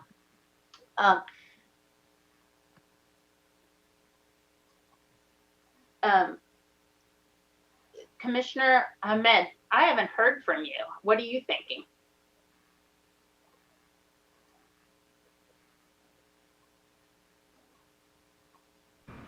I am watching and contributing. I think in the goal 3, engagement is accessible, so different ways of engagement. I do think we have an opportunity to engage via social media, not just the most trendiest ones, but also novel methods. We can be on Twitch or Discord or some of those other non-mainstream, if I dare to say that's what it's called, avenues to engage people who might not have otherwise engaged in the process. Was that you who wrote, I dare say TikTok, and I gave all the credit for the fancy writing to Commissioner No, Taylor? that is Commissioner Taylor. I stole his words.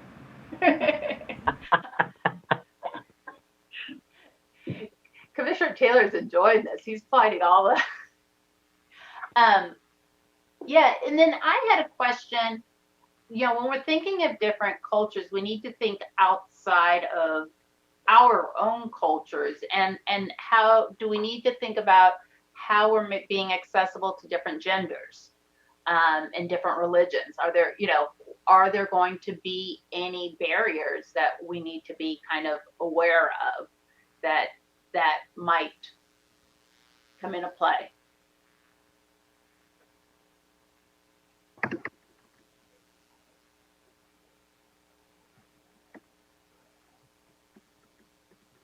I see Alicia.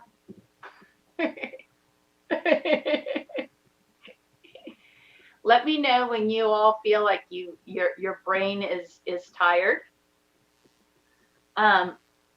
Because what I'd like to do is, Commissioner Akutagawa, as the chair, if you think this is a good play, I think it's going to be hard for the public to give us public comment, but we do have the handout, and we have the 3 goals on the handout, and if they want to add some public comment to this, we can do quick stickies and stick them on the different areas as well. That would be great. So then, if I'm hearing you correctly, then the idea would be that if anybody does want to participate using the handout, they can call in, make a comment specific to one of the 3 areas that then can be typed up and added to the Miro. Okay. Exactly. Okay, that would be great. And when do you want to do this? And we could just put everybody on notice now, so that if they are thinking and they have ideas and they would like to contribute, they could they could start doing so. Anytime, I think, commissioners, do you all feel okay to start getting public comments as well? I'm seeing a lot of nodding and thumbs up. So it's all yours, Chair. All right. And Commissioner Vasquez, will you help me type up the post-its as they come up? Well, this is a fun way to engage everybody too. Okay, so I am going to do this. Jesse, would you please read the instructions for the public comment? So for those who are listening and watching this session right now, you'll see what we were doing on the Miro tool. But if you have not been able to go to the handout section, what you can do is go to the CRC website, and there is a handout that is available on the website for today's meeting, and that is the exercise or the handout that is Visioning. it's number 10, and it's called Visioning Exercise. That is it's titled on the CRC website. So you'll see a link that says 10 Visioning Exercise. Go ahead and download that if you have not already done that. If you have, then please feel free to if you want, add your comments, to provide comments to us. And as Commissioner Sinai had said, we will type up your response as best as we can so that we could add it to the Needle tool that we have here. Jesse, I'm going to ask you to go ahead and read the instructions for public comment so that they could start to queue up. In order to maximize transparency and public participation in our process, the commissioners will be taking public comment by phone. To call in, dial the telephone number provided on the live stream feed. The telephone number is 877-853-5247. When prompted, enter the meeting ID number provided on the live stream feed. It is 985-125-924-79 for this week's meeting. When prompted to enter a participant ID, simply press pound. Once you have dialed in, you will be placed in a queue from which a moderator will begin unmuting callers to submit their comment. You will also hear an automatic message to press *9. Please do this to raise your hand, indicating you wish to comment. When it is your turn to speak, the moderator will unmute you and you will hear an automatic message that says the host would like you to talk, and press *6 to speak. Please make sure to mute your computer or live stream audio to prevent any feedback or distortion during your call. Once you are waiting in the queue, be alert for when it is your turn to speak, and again, please turn down the live stream volume. These instructions are located on the website. The Commission is taking public comment at this time.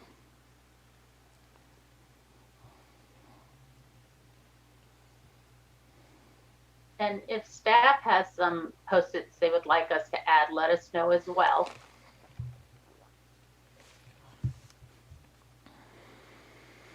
Chair, there's currently no callers in the queue. Okay. So while we wait, in case someone does want to weigh in, and they may be trying to pull their thoughts together in terms of the visioning exercise. Commissioner Sinai, a question for you or Commissioner Vasquez. If members of the public would like to contribute to this exercise, what would you suggest for the public to do? To just submit through public comment after they've had some time to think it through? Okay. That is also an option too, that they can then submit via public comment their responses to the 3 questions that are on the visioning exercise. Yes, Commissioner Sinai. And this will be part of what we will be presenting on the November 16th meeting when we were talking about, coming back to you all with strategies. You're basically helping us create that right now. And we'll also be taking in the comments that we received, the report we received from the community, as well as all the different panels. And so we're going to try to start synthesizing everything that we've gotten. Okay, great. Thank you for that. And I will say, I'm leaving it open for the public to still queue up. But in the meantime, I will say, I do want to acknowledge, as Commissioner, I think Vasquez had said, that we've, in a very short amount of time, been able to generate quite a bit of input and ideas around the 3 questions without having to go through the more formal process, which would have taken us much, much longer. And so this was a welcome change of pace in terms of how we went about gathering ideas and input. And Jesse, I'm going to just ask you, have we had anybody who has joined in? into the queue? There are currently no callers in the queue, Chair. Okay. So Did I stop sharing? I think let's just go ahead and keep it up for just a little bit longer. I mean, and I think I'll just say that for those, again, for our public listeners and viewers, I would just encourage you that even though there might be something already up here, if you want to go ahead and contribute your thoughts to the three particular areas around the percent, I guess our goals in terms of how many people we want to try to reach, as well as engagement, accessibility, and I believe if I'm going to go back to the bigger one because it's easier to see. So let me just specifically state, so for anyone who's watching, goal 1, what percentage per region, what is the percentage that you would like us to be considering that we should be reaching for? Goal 2, engagement in each region represents the region. So what are the considerations for representation? Goal number 3, engagement is accessible. So what are the methods of engagement, and also engagement in terms of engagement is, or goal 3, engagement is accessible. What is also, how do we define what accessibility is? If you have anything that you want to contribute, whether it's up there or not, please feel free to send via public comment in writing if you want. If you would like to try to join in, we are still open for right now, but it may be one of those things that you might want to take a moment to think through, and that's okay. We'd like to have you contribute via public comment, and that would be great. And I know that the Commissioner Sinai and Vasquez would love to hear from you. Commissioner Sinai, it looks like people are still typing in, so.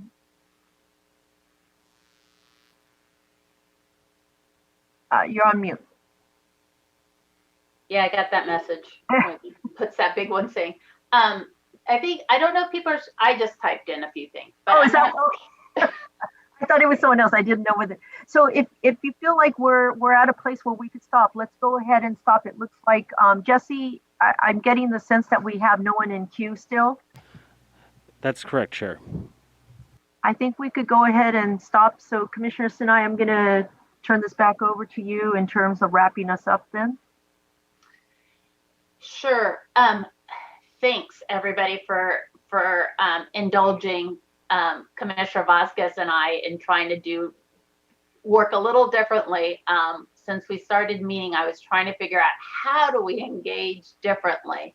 And Commissioner Turner and I were told by in one of our calls that, hey, this is the Moreau can work. And so I went out and started watching YouTube videos to try to figure it all out. I still have no clue what I'm doing. Did Commissioner Claypool or Director Claypool or Marion, did you want to add anything? I do want to feel like everybody's included. Sorry, I've just been working on the letter. No, that's okay. And I've been working on trying to get a judicial council person to come in and speak. So okay. I apologize. Oh, no, it's okay. Usually what I would do, but it's kind of hard on this, and I promised that we were going to get out early, is read every single post-it that was put up there. But if you're all okay, since we are going to be continuing to meet for many, many, many, many hours in the near future, is for us to capture some of this and return it to you in kind of the plan, like we were, the strategies like we brought up. Is that okay for everybody if I don't read every single post-it? Commissioner Vasquez would like to say something. Okay. Yeah, I wanted to, my colleagues, do you all feel like we have put a good foundation down for this, what will be a continuing conversation in terms of things to consider for outreach and engagement? do you feel like there's a big missing piece that we should talk? I guess that's what I'm asking. Do you see a big gaping hole in terms of what we're thinking about? All right. Thank you. Well, that. Okay. Commissioner Anderson has something. Yeah, I'm sorry. I do have one. And I think you might or be thinking the same way, and I might just not have heard it. In terms of, we're still thinking of, like, if we get something back, and I'm specifically thinking of what happened in one of the meetings of when we were at the 8 commissioners. We got, because I had to keep track of how many public comments there were. We got 24 or 5 one day, and virtually 20 of them were all about the same thing. So for that day, I counted 4 contacts. And I'm wondering, are we, in terms of how we are looking at, that since we just got multiple contacts on the same group. And so I want to make sure when we're looking at our percentages, we can't just be looking at total number of how many inputs. Wow, look at all the maps we got. But I think when you might have already covered this when you said, like, say with the COI tool, you can certainly see it's the same dot. So that we only have the 1 or 4 dots in that area. We just got people reported in about the same dot, maybe slightly different, but the same dot, 20 times or something. So, and I'm saying, so in terms of percentages, that doesn't count. It's like, I think you're right. What I'm hearing is sort of trying to make sure when we're coming up with like metrics, right, distinguishing between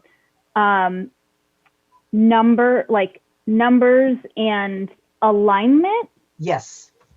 So, we should also be able to see, like, make distinctions between potential outliers and where there's like general movement around the same thing when we're getting community input.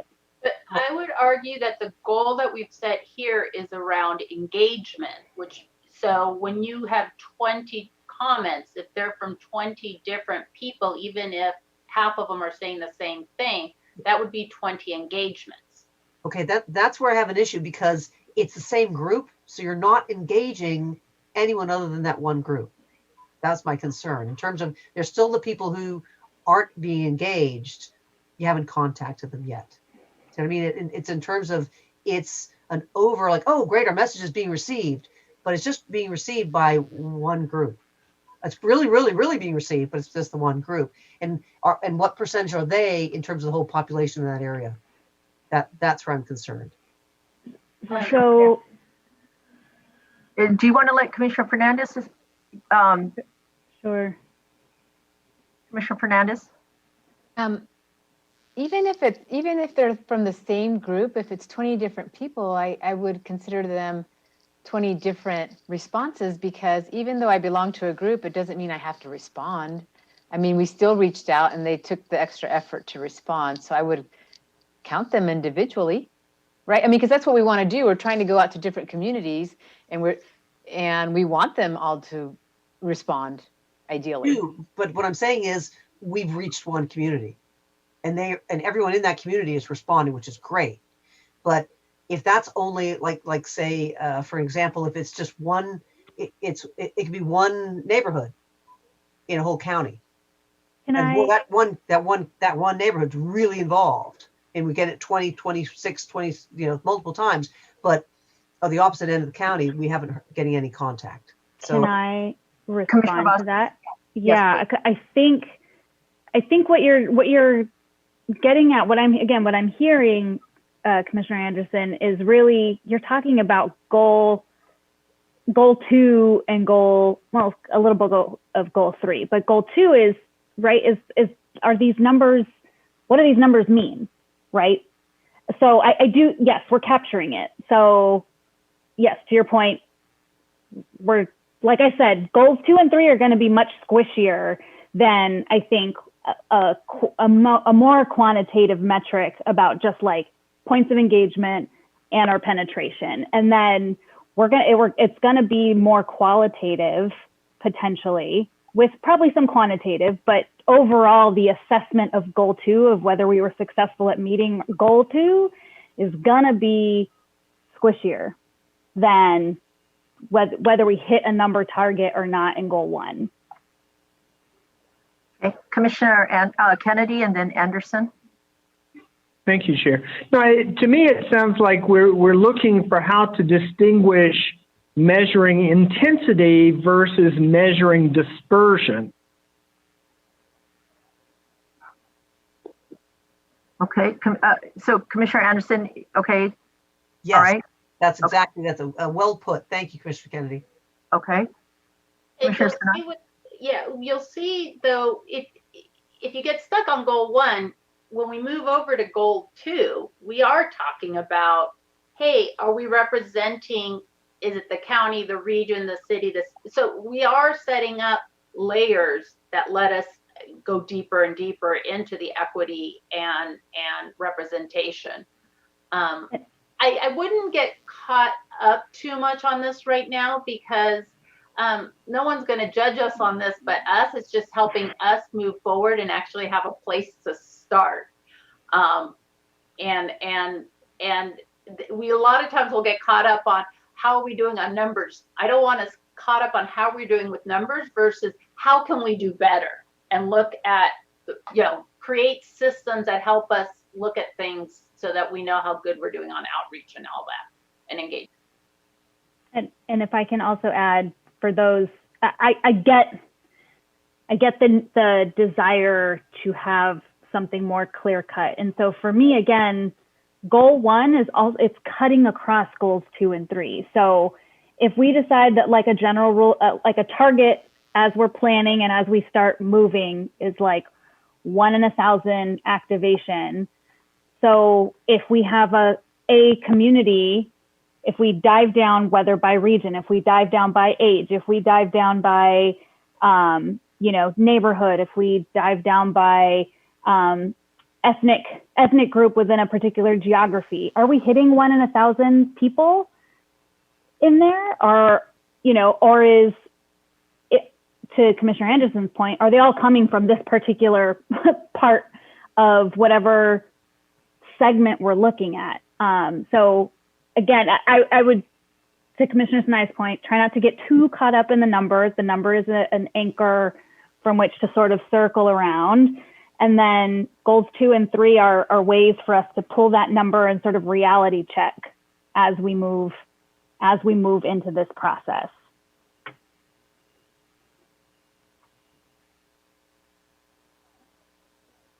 Okay. Looks like we have no more comments. Jesse, we've left the public comment open. Has anybody joined us in this meantime?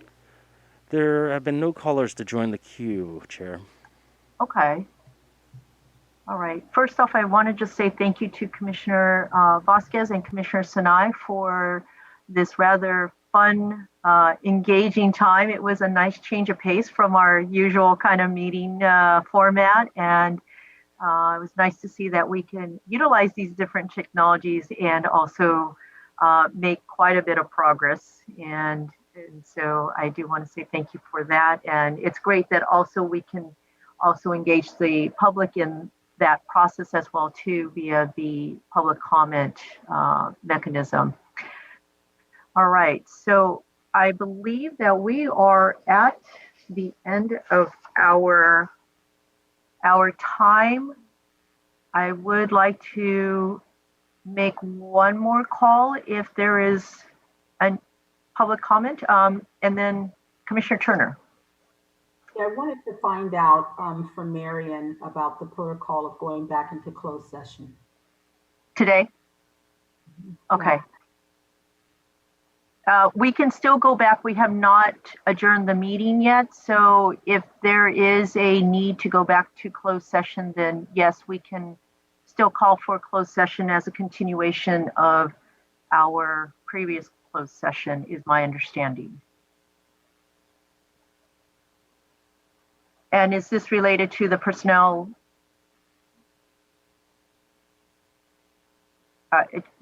Commissioner Turner, you're on. It's related to the action we wanted to take for the amicus brief. I see. Okay. All right. Let's see. Marion has walked away. So. Stand by, Chair. Okay. Thank you. She's on her way. Okay.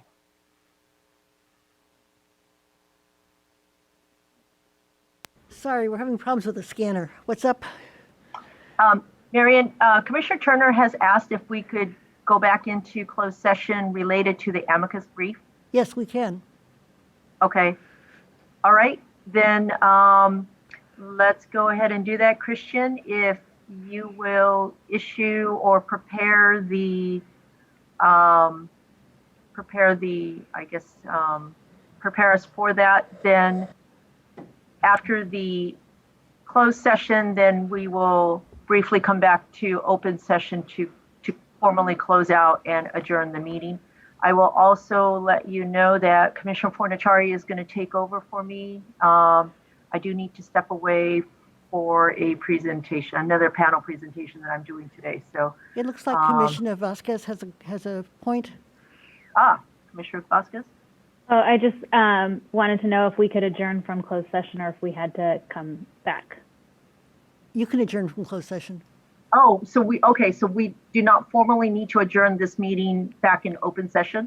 No. Wait a minute. Commissioner Kennedy?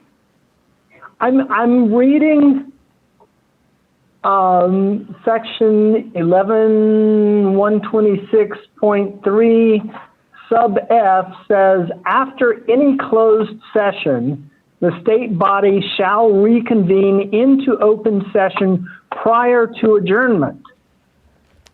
So I'm not understanding how we can adjourn directly from closed session. 126 point. Yes, that was my understanding too, is that to formally adjourn, we would need to come back to open session. That's fine. 11-126.3 sub F.